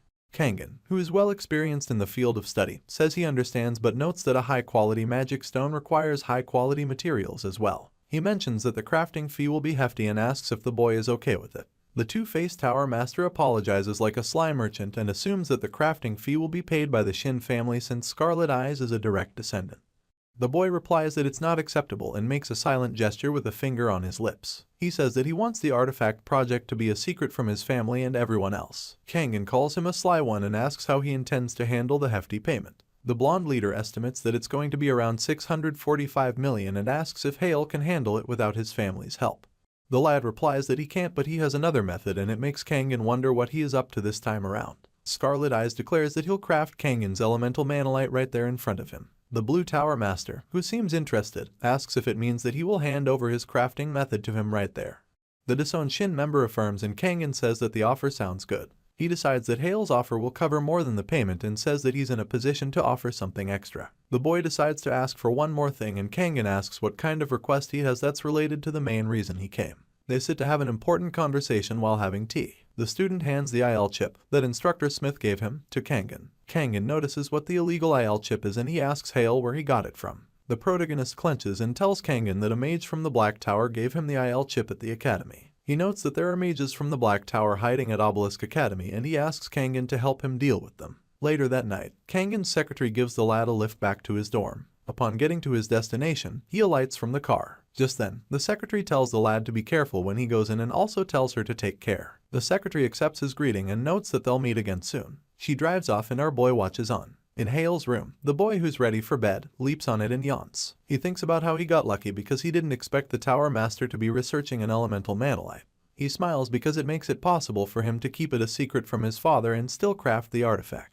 He suddenly remembers the lousy Sahak who's always troubling him. He then narrates how he can still hold on to the reward his father promised to grant when he got 3% of the Beak family's mining rights. He planned to use it to pay off his crafting fee, but the elemental manalite changed up everything. Hale slowly falls asleep as he thinks about how things are going smoothly. The boy recalls the meeting he had with the Blue Tower Master in his office. Kangen says it's hard to believe because of the rumors about Obelisk Academy's strict security. He wonders how there are black mages there and notes that the only evidence they have is an illegal IL chip. He wonders if it's going to be hard for Kangen to discover the Black Tower spies in the academy. Kangen smiles and tells him that his Blue Tower wouldn't act based on a student's suspicion and unreliable information. He claims that it's fine as he decides to take the risk. Hale receives a phone call as he walks through a crowded hallway. The caller asks if he has arrived and the young lad affirms. Our boy tells the caller that he'll rely on him to follow the plan and he exits the hallway. The caller, who happens to be the Blue Tower Master, tells him that he doesn't need to worry about it.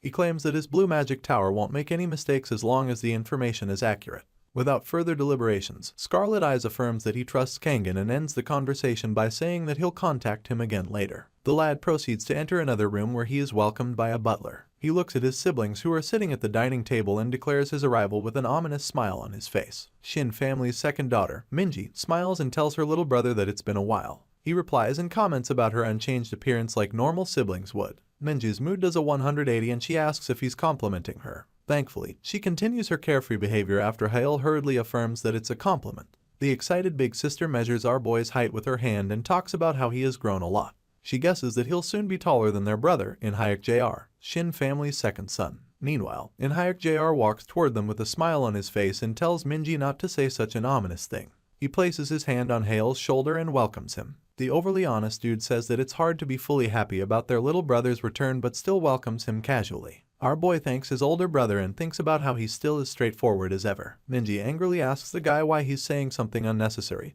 but the clueless Inhyuk Jr., who doesn't know how to read the room, asks if he made a mistake. Shortly after, our boy looks to his other two siblings who aren't excited about his return and says that it's been a while. Shin family's eldest son, Jihan, says their youngest sibling has lost his baby fat and looks more like a man now. Shin family's eldest daughter, Sia, who looks like she can't stand the formerly disowned Shin, says that it's been a while. Hale thinks about how they're all smiling outside, notes that they're thinking about eating him up, and concludes that the culprit is among his siblings. Jihan asks everyone to sit and eat so they can also converse. Without wasting much time, the Shin family's eldest son claims that he's curious about the youngest's reason for gathering them there since it doesn't look like a special event. Our boy confidently replies that he arranged the gathering because he wanted to see them all after a long time. Coincidentally, Sia begins to let her true personality out and angrily probes him for calling them for a trivial reason. The youngest says that Jihan or Sia would have arranged the meeting even if he didn't and asks if he's wrong with a sinister grin. Upon hearing this, the eldest daughter goes bonkers, bangs the table, and calls him an insufferable brat. She notes that he has weird plans and orders him to reveal them. Hale asks what she means by plans but she tells him not to play dumb. Sia then asks if he's planning to join the succession race or not and Scarlet Eyes asks if they'll believe him if he claims he isn't interested. Sia angrily approves that no one would believe his words and he replies that there's no point in asking. She grits her teeth and continues to get furious because of the insufferable punk. Afterward, Jihan tells his fuming sister that it's not the way to ask about such matters since words aren't enough. He claims that the youngest needs to prove it through his actions. As soon as Jihan leaves behind the succession issue, he brings up Hale's transformation magic. The eldest son, who has an ulterior motive in mind, asks their little brother if he's thinking of sharing his newly found magic with the family. Hale notices the reasons behind Jihan's words immediately after his eldest sister supports the idea and he guesses that it's not a simple trick. Our boy begins to act like a spoiled child whose candy is about to be stolen by unashamed elders. While shedding crocodile tears, he claims that the vision magic is his only hope and chance he has to live as someone unsuited to be a mage. He says that he can't share it lightly and it's not because of the succession race. Thankfully, Minji also begins to shed tears and says it's fine. She concludes that it can't be helped since it's their youngest's only hope, but the others wonder how she believed Hale's bizarre acting. The loving sister uses a handkerchief to clean her little brother's tears and he thanks her for understanding. Shortly after, Inhyuk Jr. tries to change up the awkward mood. He raises his glass of wine, asks them to put the pointless competition aside, and suggests that they talk and relax. Minji supports the idea and says that she'd love to hear more from the youngest. The siblings begin to converse like actual siblings who care about each other. After a while, Hale notices the time and guesses that it's about time. Everyone on the dining table receives a breaking news notification on their smartphones. Minji asks what's going on and Inhyuk Jr. notes that it's an urgent message. Sia wonders why such a message is coming at such a late hour. As soon as Jihan sees the message headline, he grits his teeth angrily and reads the content. The urgent message is about an Obelisk Academy staff member who's the second son of the prestigious Smith family in France. He is identified as a criminal mage affiliated with the Black Tower. He was arrested by Jeong Sua, a Sixth Circle mage and secretary to the Blue Tower Master. After reading the urgent message, Jain keeps his smartphone and tries his best to put on a poker face like he's clueless about the news. Hale, who checked everyone's reactions when they read the message, notes that he has found the culprit and concludes that it's his eldest brother. Later that night, he steps out to receive a call through his earphones. He reads the detailed information about how Smith was arrested when he was tampering with materials meant for a survival test. The Blue Tower Master tells him that he is right and asks how he knew that Smith would mess with the training supplies. Our boy says that he made a logical deduction based on the intel he had and he thinks about how he came to that conclusion since Instructor Smith had infiltrated the academy. Hale considers the timing of the mind control spell in that week's schedule. He guessed that it was likely that Smith would act within campus grounds since Friday was the day of the big battle survival exam, because if Smith wanted to pull something off during the survival test, he'd have to mess with the training materials. The protagonist notes that the supply inspection is usually done the afternoon of the day before the test and guesses that the night would be the only time to tamper with the supplies unnoticed. That night, Kangen's secretary opens the storage room and sees Smith using his black magic to tamper with the supplies, and Hale narrates how he had the Blue Tower monitor the supply room while he gathered his siblings to find out who hired the Black Tower agent. Scarlet Eyes walks back into the dining room and thinks about how fruitful his plan was. The Blue Tower caught Smith, and he also managed to suspect Jan's connection with the Black Tower. He concludes that he executed the plan perfectly and gathered information without compromising himself. After the dinner meeting, the youngest walks through the dark streets and thinks about his flawless operation. He claims that his only regret is that there's no decisive evidence of Jan's connection to Instructor Smith. The Blue Tower Master continues to talk to Hale through the ongoing phone call. Kangen says that he intended to help the lad this time, but he ended up receiving help instead because the Blue Tower's reputation skyrocketed for solving the case. Without further ado, the leader declares that he'll return the favor later. The boy then laughs and replies that he won't reject what he is offering.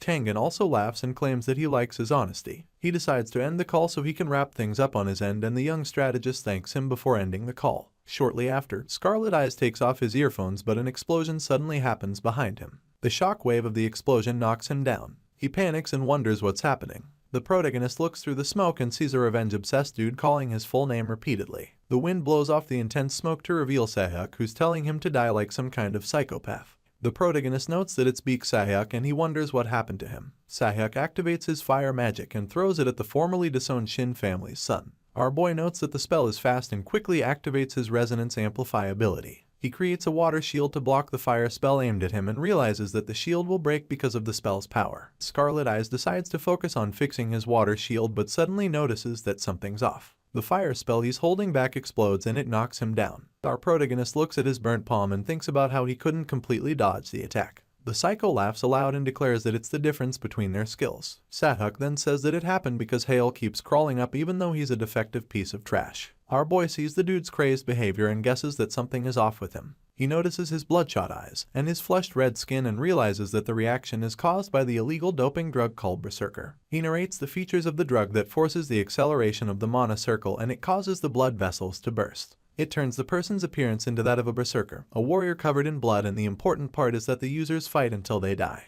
The young lad asks the berserk dude if he's crazy, but the dumbass charges at him instead, claiming that he is perfectly fine. Scarlet Eyes notices the red mana his opponent is using and notes that it's the third circle burning infection spell. The insane dude closes the distance between them, grabs his prey's hands, and declares that he has never felt better than how he's feeling at that moment. As soon as he grabs hold of his victim, Sahyuk laughs and says that he's going to kill him. He swiftly puts his hand close to Hale's chest and activates the burning infection spell. Lying sprawled on the ground after taking the hit, our boy tries to catch his breath and Sahyuk notices that he's still alive. The psycho goes bonkers and complains about how he blocked his magic twice. The cuckoo places both hands on his head like he has a migraine and wonders how a defective piece of trash blocked his magic. Meanwhile, the little Shin tries to get back to his feet as he watches Sahyuk's crazy display. After a little while, the madman stops scratching his head and acknowledges that it can happen.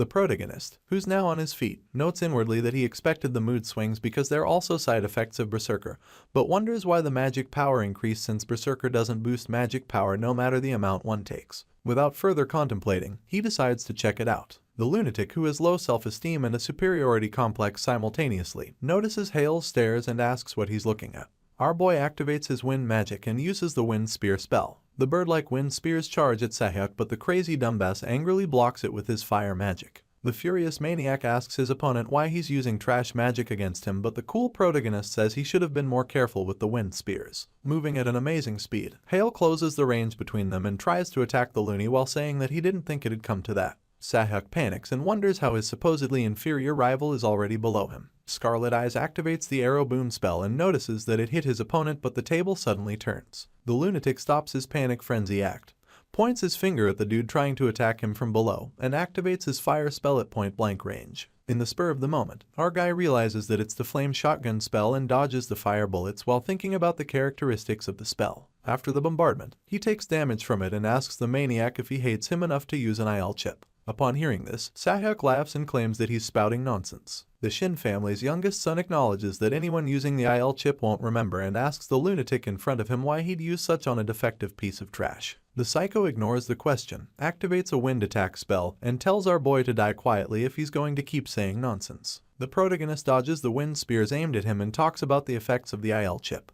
It boosts the user's body, enhances their magic formula, and changes the power and range of the user's magic. After listening to the annoying lecture, Sahuk says it doesn't matter and he continues to activate more wind spear spells. Scarlet Eyes dodges the attacks and claims that it's funny because he's currently researching the structural changes of circles and mana and the transformation of magic formulas. He is very sensitive to changes due to mana amplification and circle acceleration, which is all thanks to his research work. Hale wonders if he's lucky or unlucky because he's getting hints from both the illegal IL chip and Berserker. Sahuk angrily asks what he's talking about and begins to prepare another assault spell. The Shin young master activates his magic and says that he's not thanking the lowlife or anything. He says it's a matter of whether he finishes the battle at dawn or ends it there. He claims that he'll climb higher thanks to Sahuk and he activates resonance. He narrates how people who reach that stage transcend their limits and thinks about how he has been reflecting while staring at the Book of Idrid for the past few days. He acknowledges the penalty is a problem because combining and accelerating different types of circles puts strain on the body and mind. He intertwines his mana circles into an infinity shape and strikes a weird pose as he talks about the penalty, which is the infinity circle's duration. He goes on to narrate what will happen if one reaches the second circle mastery and uses resonance. The duration is 3 minutes, the mana circle won't move for 12 hours afterward, and he suggests its usage after careful consideration. With the lunatic second-guessing, he asks his rival what he has been saying and wonders if he's afraid. Scarlet Eyes shut his eyes while talking about resonance's 3-minute duration and affirms that it's enough time. Shortly after, the Beitaneo-style successor places his hands on the ground and activates the Earth Needle spell. The spell trails towards his crazy opponent and one of the needles stabs his thigh. The psycho grunts in pain and notes that it's third circle magic. He wonders how a mage who can only use second circle magic can use it, and our boy leaves him guessing. Sahuk's mood does a complete 180 and he shoots a fire spell at his rival while begging him to die. Hale claims that he's bad at magic and cursing too, which is so cliche. Without hesitating, he activates his water shield spell again to block the fire spell aimed at him. The Finnish dude calls the Shin boy an idiot and talks about how the shield couldn't block his spell earlier. The psycho tells him to burn to death but is shocked to see the water shield annihilating his fire spell. The user of the magic insults the talkative who lacks wits and puts him in his place. He makes it known that the shield is different from before, which should be evident to his opponent after seeing the Earth Needle. He smirks with confidence and tells the sore loser that his spells won't touch him anymore. The psychopath begins to chant our boy's full name repeatedly again as if it'll fix him, and he charges towards him. He shouts like a sulking kid and claims that his rival got stronger because he also used illegal doping. Our boy calmly declares that it's over and says that he has no sympathy for him because he brought it upon himself. The space underneath Hale's feet begins to have a water-like ripple effect and he activates a darkness spell. Sahuk wonders what's going on and the Shin boy tells the prey caught in his spell's web that things would have been different if he wasn't obsessed with killing him. The darkness begins to mask the protagonist's presence and it destabilizes the loony who's ordering him to stop hiding. Meanwhile, the little Shin casts Earthbind and Airbind spells consecutively. Wind chains bind Sahuk's upper body and the earth grabs his feet. He wonders what the binding spells are, but Scarlet Eyes tells him that it's too late. He claims that the last mercy he can give is to end him quickly and painlessly. The maniac tells him not to talk nonsense and claims that he's the reason for his failed life. Hale asks if he truly thinks that way and says that he'd have found another person to blame. He continues to walk around the prey who's blinded by the darkness spell as he talks. Sahuk asks where he is, but he isn't interested in the tantrums he's throwing. Shortly after, our boy reaches for the IL chip attached to the back of the junkie's neck and asks if he knows why people don't use illegally modified AIs aside from the physical side effects. The confused lunatic asks what he's talking about, but the Shin boy grabs the IL chip instead. Sahuk, who's still in bondage, begins to grunt in pain and Hale tells him that he synchronized his mana frequency with the overheated IL chip for a moment. He asks how it feels and notes that it hurts like hell even with the help of Berserker. The junkie gasps for air and asks him to stop as spit drips out of his mouth, but he is ignored. Our protagonist says that an overclocked AI and body pushed beyond its limit will easily collapse with a slight external stimulus. He places his hand on the IL chip behind Sahuk's neck again and he continues to scream in pain. After a while, he stops the torture and thanks the dumb loser because he'll probably be able to extract something good from the Beak family again thanks to his antics. He also notes that the scale is beyond anything from before and wonders if he's going to get between 30 to 40% of their mana stone mining rights. Tears fall from Sahuk's eyes and he realizes that the villainous boy used him. Hale thanks him again as he conjures the infinity circles on his palm and places it on the IL chip again to stimulate it. The bound prey continues to scream in pain until his mind shatters and his body collapses. Afterward, Scarlet Eyes picks up his smartphone and dials his father's number. His father picks up the calls and he lets him know that he's the one calling. His father affirms and asks what brings him to call him at such a late hour. The boy claims that he knows his father is watching everything and explains why he thinks so. He narrates how it's too unnatural because a single student or police officer didn't show up even though such a commotion was happening in the dormitory. His father says that the students have been evacuated but also claims that Hale doesn't have enough details to pin the police issue on him. Hale laughs and tells him that a lot of people can hold off the police but only his father would watch until the fight is over. He goes on to say that anyone else would have intervened or stabbed him in the back while thinking about Jihan and Sia. He thanks his father for the protection order and notes that his older siblings can't keep him under surveillance. His father laughs and says that he's right. He notices a masked man coming out of hiding and his father tells him that he assigned a shadow, Seok Hyun, to him. Outside the Obelisk Academy dormitory, some masked men and Shin and Hayek's shadow guards come out to clean up Sahuk's body. And the fight scene. The Shin family's head notes that his youngest son knew he was watching and asks why he didn't ask for help earlier. The boy claims that he wanted to show off his three-circle magic. Upon hearing the reply, his father notes that he didn't have any recent achievements in the short time and asks if he was hiding the fact that he can use three-circle magic. Our boy affirms it and lies to his father while thinking about how he used the effect of resonance and second circle mastery to use three-circle spells. He justifies his supposed reason for hiding it from his father by claiming that it's because he is still lacking in power. He guesses that his secret is still safe because Seok Hyun is using sound-blocking magic and illusion magic to block the surroundings. His father says it's not bad and claims that he sent a car. Without any hesitation, he asks his youngest son to come back home to stay there. Hale smiles with determination, thanks his father and says that he'll see him later. The phone call ends and Hayek smiles as he looks at his smartphone. The proud father laughs aloud and wonders what his son has been doing for the past year because of his remarkable confidence. In the fight scene, Scarlet Eyes tells Seok Hyun that it's been a while, and the shadow takes off his mask to reply. He also says it's been a while since he saw the young master too. The shadow excuses himself and he puts his hand closer to Hale's face. He talks about the wound there and activates his magic. He claims that his magic is only first aid and he says that the rest will be taken care of by the family's doctors. The protagonist affirms and thanks him. After the first aid treatment, the family's youngest tells Seok Hyun that he's looking forward to his assistance with the follow-up as he walks away. The shadow puts his mask back on and says that the work there is unlikely to spread outside. Later that night, Jihan, who's looking worried at the magic tower, wonders why and how things aren't going right. He adjusts his necktie and he suddenly notices a strange person sitting in the dark room. The man who's concealing his identity asks the Shin family's eldest son if he's finally getting off work. He goes on to say that he thought he was going to wait forever and talks about how he likes the sofa he's sitting on. Jihan asks if he's a black tower person but the stranger tells him that he is unlucky. He says he couldn't believe that a blue tower person would interfere and ruin the work. He laughs and claims that he doesn't have an excuse because he has been arrested before. The sly eldest son notes that it's not a situation where he should be laughing and reminds the crazy dude that he boasted confidently that he wouldn't fail. Shortly after, Jihan grits his teeth like an angry mutt and asks the man what he wants to do with him. The man laughs and apologizes because of his laughing habits. He says that he'll return the commission since the mission failed and he'll also handle the aftermath neatly. The man stands and tells his client that he's their work in progress and reassures him that information won't leak. He declares that Smith will die before dawn that day and the eldest son replies that Smith's life is not of his concern. He says that the crazy fool gave the IL chip and Berserker to a kid and he also gave the IL chip to Hale. He asks what they're planning to do with them and the man tells him not to worry about it because Sahyuk is already brain dead. Jihan panics and asks what he means by brain dead. While explaining like a carefree kid, the man says that Sahyuk attacked the youngest son alone and he's now suffering from the side effects. Jihan says he doesn't care about it and asks what happened to his little brother. The man reveals that he was injured but it's all gone. The warrior ward asks if the man is playing word games with him but receives confirmation from him instead. The big brother asks if the youngest won against the other kid who doped with IL chip and Berserker. The man confirms it and says it's not accurate. He tells his client about the shadow who witnessed the scene too. He says he's not sure if he was there to monitor or protect his kid brother but reveals that Seok Hyun cast isolation and blocking magic which didn't allow him to watch the battle to the end. Jihan realizes the shadow's involvement and asks the Black Tower dude if he knows when Seok Hyun started following his brother. The man says he doesn't know either because the last time he saw the shadow was when Hale broke up with their VIP client.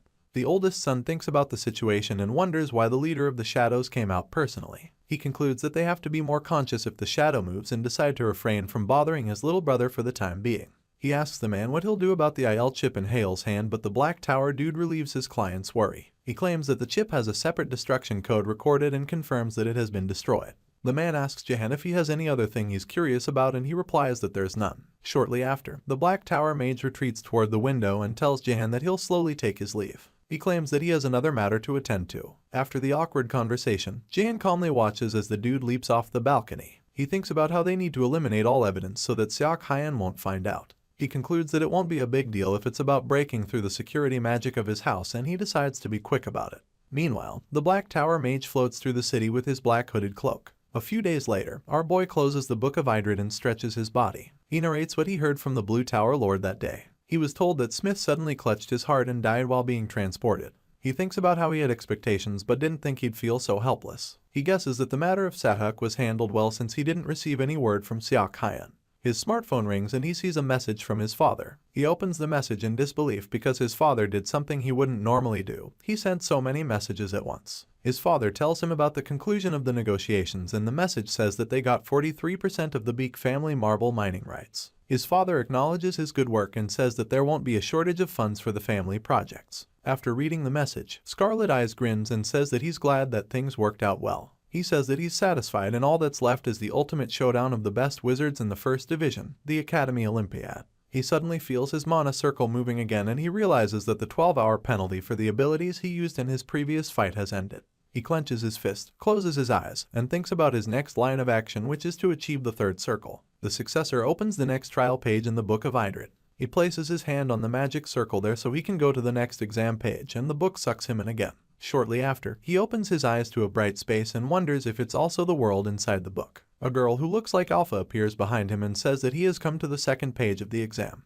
The girl introduces herself as Beta and says that she'll be managing the pages of the second exam. Hale wonders if the second exam will be similar to the first one. He recalls that the administrator of the first exam was Alpha and the task he was given was to refine an elemental manolite.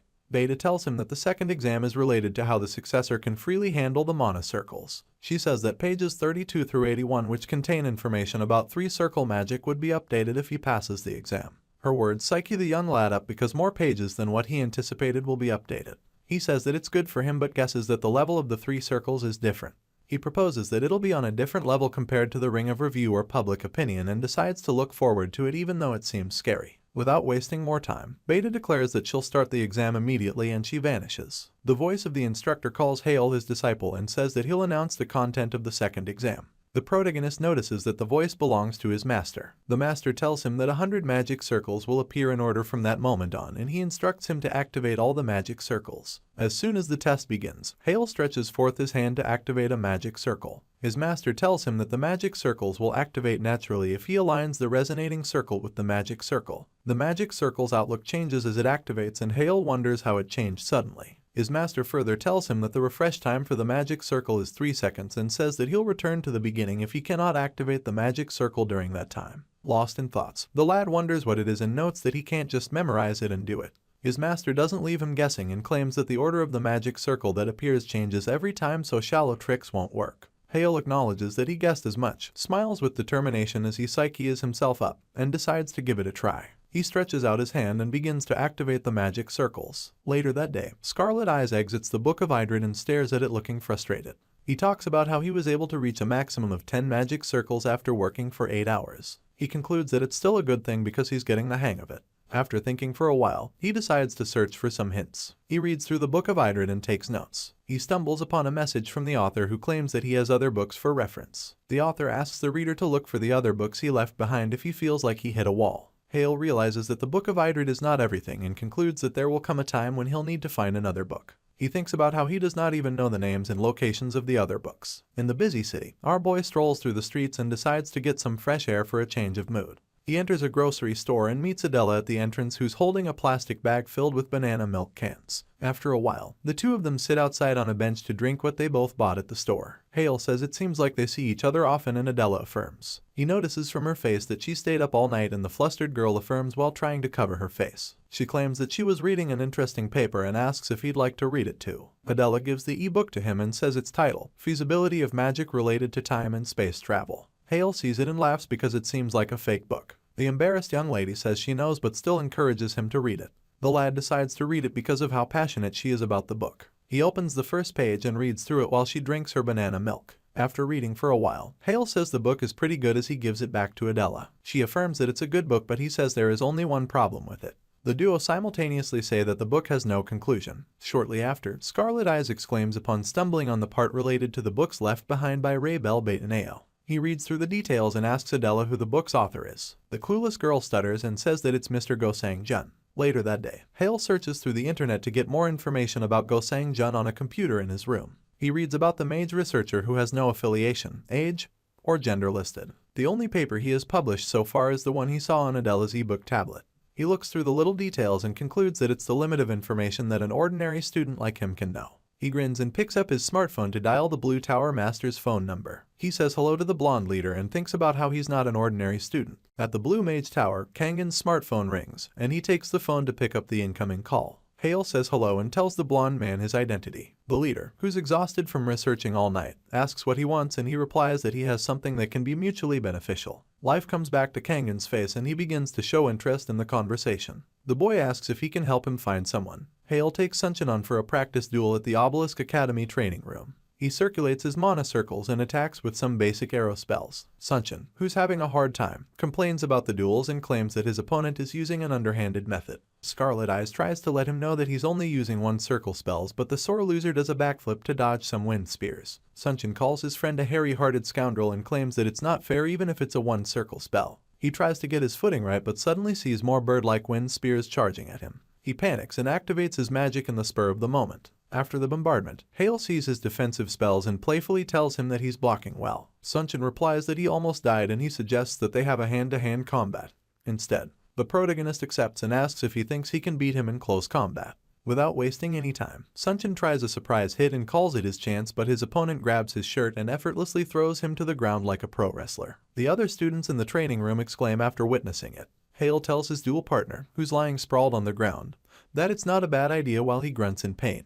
The proud noble begins a hand-to-hand combat lecture in a flashy manner. He says that the advantage of variable magic fades in hand-to-hand combat and it leaves only the power of a 2-circle against a 3-circle. He calls it a good strategy, but Sunchin angrily asks if it's a compliment or an insult. The sore loser says it feels unfair while putting on his waist training belts. He tells his partner that his magic duels are dirty and his close combat is insane. He pouts and calls our protag a dirty fighter. The unbothered lad slaps a paper on Sunchin's back and tells him to train harder if he doesn't like it. Shortly after, Sunchin puts the conversation aside and asks his friend about his plans. The lad in question wonders what he means and the worrywart asks if his next goal is to win the Olympiad. Scarlet Eyes is stunned and he asks him how he knows about it.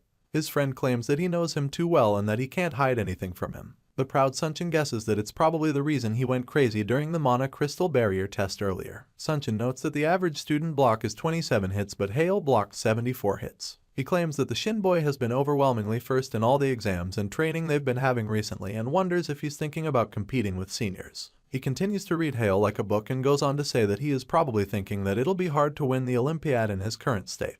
It leaves the protagonist stunned. Sunchin asks for confirmation and he celebrates after the person in question approves everything he said. Sunchin tells him about that year's favorite who is a 5-circle user and claims that he can't win with his 2-circle magic. Our boy notes that his friend is right and he thinks about how his trump card, Resonance, makes him able to use 3-circle magic, but he feels that it's not enough to win. After contemplating for a while, Hale concludes that he'll need to be at least 4-circle to win the competition. He thinks about how it's necessary to find Goang Jun for him to improve. Later in the evening, Hale stands in the middle of the street and checks an online map that is guiding him to a particular location. He looks up and wonders where he is. In the Blue Magic Tower Master's office, Kangen, who's on a phone call, apologizes for being late and claims that he didn't expect it to take a whole week to find one person. The leader says it's a first for him and declares that he'll get straight to the point. He tells the lad where Goang Jun is located. He looks at the building that the online map led him to, exclaims after realizing that it's the old bookstore he used to visit, and wonders if Goang Jun is there. He narrates how it has been right under his nose all along and wonders who would have thought Goang Jun was at a shop near the academy. He recalls how he had been gathering magical information from grimoires and second-hand books in the past after he was deemed incompatible with AI magic. He notes that Idrid's codex is shrouded in mystery and wonders if he got it from that bookstore. Shortly after, Hale opens the bookstore's door and says hello as he enters. He sees the manager who's trying to get something under a table. The manager recognizes the voice and stands to welcome his customer. The merchant-customer duo exchange greetings and the manager says that he heard that he can now use magic properly. Hale smiles and says it's all thanks to him, which makes the manager grins as he says that he didn't do anything other than sell him books. The young lad claims that the books brought him that far and thanks the manager again. The manager grins again and tells him that flattery will get him far. He goes back to business and asks what brought him there. Hale, who doesn't mince his words, asks if he can see the manager's son, Goang Jun. The manager tries to ask why he wants to see Sang Jun, but he changes the question and asks how he knows about Sang Jun. Scarlet Eyes replies that he read a paper that Sang Jun wrote and says that he investigated because he asked something he'd like to ask about. He claims that he heard Sang Jun was there and apologizes for being intrusive, but notes that the matter is of great importance to him. The manager stretches his neck and recalls that Sang Jun's paper is a thing. He decides to let the young lad meet Sang Jun and he hurriedly offers his thanks. The manager gives him a heads up that he won't get answers even if he meets Sang Jun, which makes him exclaim and ask what he is implying.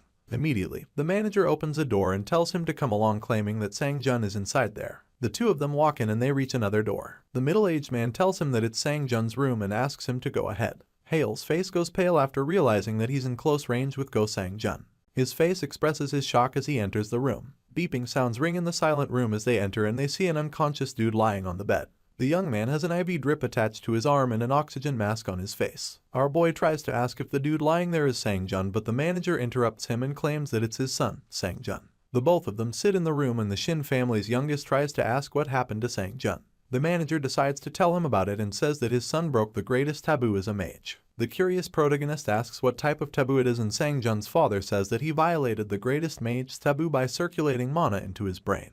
Upon hearing his words, the little Shin panics and thinks about what the manager said. He realizes that it's the same thing he did and he asks the manager why Sang Jun did something like that. The manager says that it was necessary to establish the theory of a particular flawed thesis that had completely collapsed midway through. He remembers when his son told him that he had no choice but to circulate mana in his brain and wishes that he had stopped Sang Jun no matter what. Scarlet Eyes looks at the unconscious lad and wonders how close he is to achieving Beitaneo-style magic. The manager apologizes and says that he won't be able to satisfy his curiosity. He claims that Sang Jun would have been happy to speak to him, but our boy replies that it's alright. He apologizes for bringing it up and complicating the manager's feelings unnecessarily. Shortly after, the manager puts his arm around his shoulders and tells him not to worry about it. Sang Jun's father notes that Hale is diligent and genuinely cares about books as he talks about the way he always searches through magic tomes. He claims that it reminded him so much about his son and it made him happy. Later that day, the manager and Hale return to the main bookstore. The successor wonders if it's not too much to ask as he asks the manager if he could look at the books his son used for his research. The manager thinks about it a bit and decides to let him see it since it's better than letting the book rot away in the study. The manager says he'll give him the book on 2 requests. He asks him to include Sang Jun's name at least once if he writes a paper on spatial magic after reading Sang Jun's books. Hale accepts the condition and says that he'll make sure to do so. The manager says that the second condition is that he should not send mana to his brain under any circumstances. Short of words, Hale responds accordingly and the manager leads him to the location of the books. They enter Sang Jun's study and the manager shows him all the books his son was studying.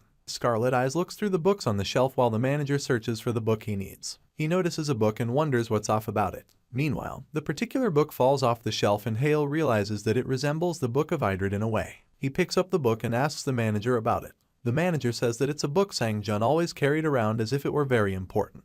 He tells the curious boy to read it because whatever boggles his mind might be in it. Without hesitation, the young man opens the book and notices the terrible handwriting. He concludes that it was written by his master and he hurriedly asks the manager if he can take the book to read. The manager allows him to take it and tells him to take any other book he needs. He thanks the man and asks if there are any other books written in a similar style to the one he found. The manager thinks about it a bit and says that he doesn't know. The Shin family's youngest son changes the question and asks if he has ever seen a luxurious red hardcover book. He replies that he doesn't remember seeing such books and claims that small bookstores like his rarely get such editions. Our boy begins to think about how Sang Jun obtained the book and he thanks the manager while wondering how the Book of Idrid ended up in his bag. At nighttime, Hale sits on his bed in the Obelisk Academy dormitory. He places the new book on his bed beside the Book of Idrid. He thinks about how he was able to find one book similar to the Book of Idrid after searching Sang Jun's study. He smiles as he picks up the books and thinks about how it's better than finding nothing. Suddenly, a strange aura links the 2 books like some kind of magnetic pull and he wonders what's going on. He sees that both books are glowing at the same time and the new book opens. Imaginary roses, bow ties, teacups, and some other fancy objects spill out of the book. A voice comes out from the book and declares that he's leaving the book to the rightful successor of the Book of Idrid, but Hale wonders why he's getting pulled into the book. The voice says the book's name, the Book of Mimir, and he recognizes that it's his master's voice as he tells him to enjoy the blessings of knowledge to his heart's content. The two books drop on the bed after the Book of Mimir sucks him in, and it continues to glow with some cute glitters.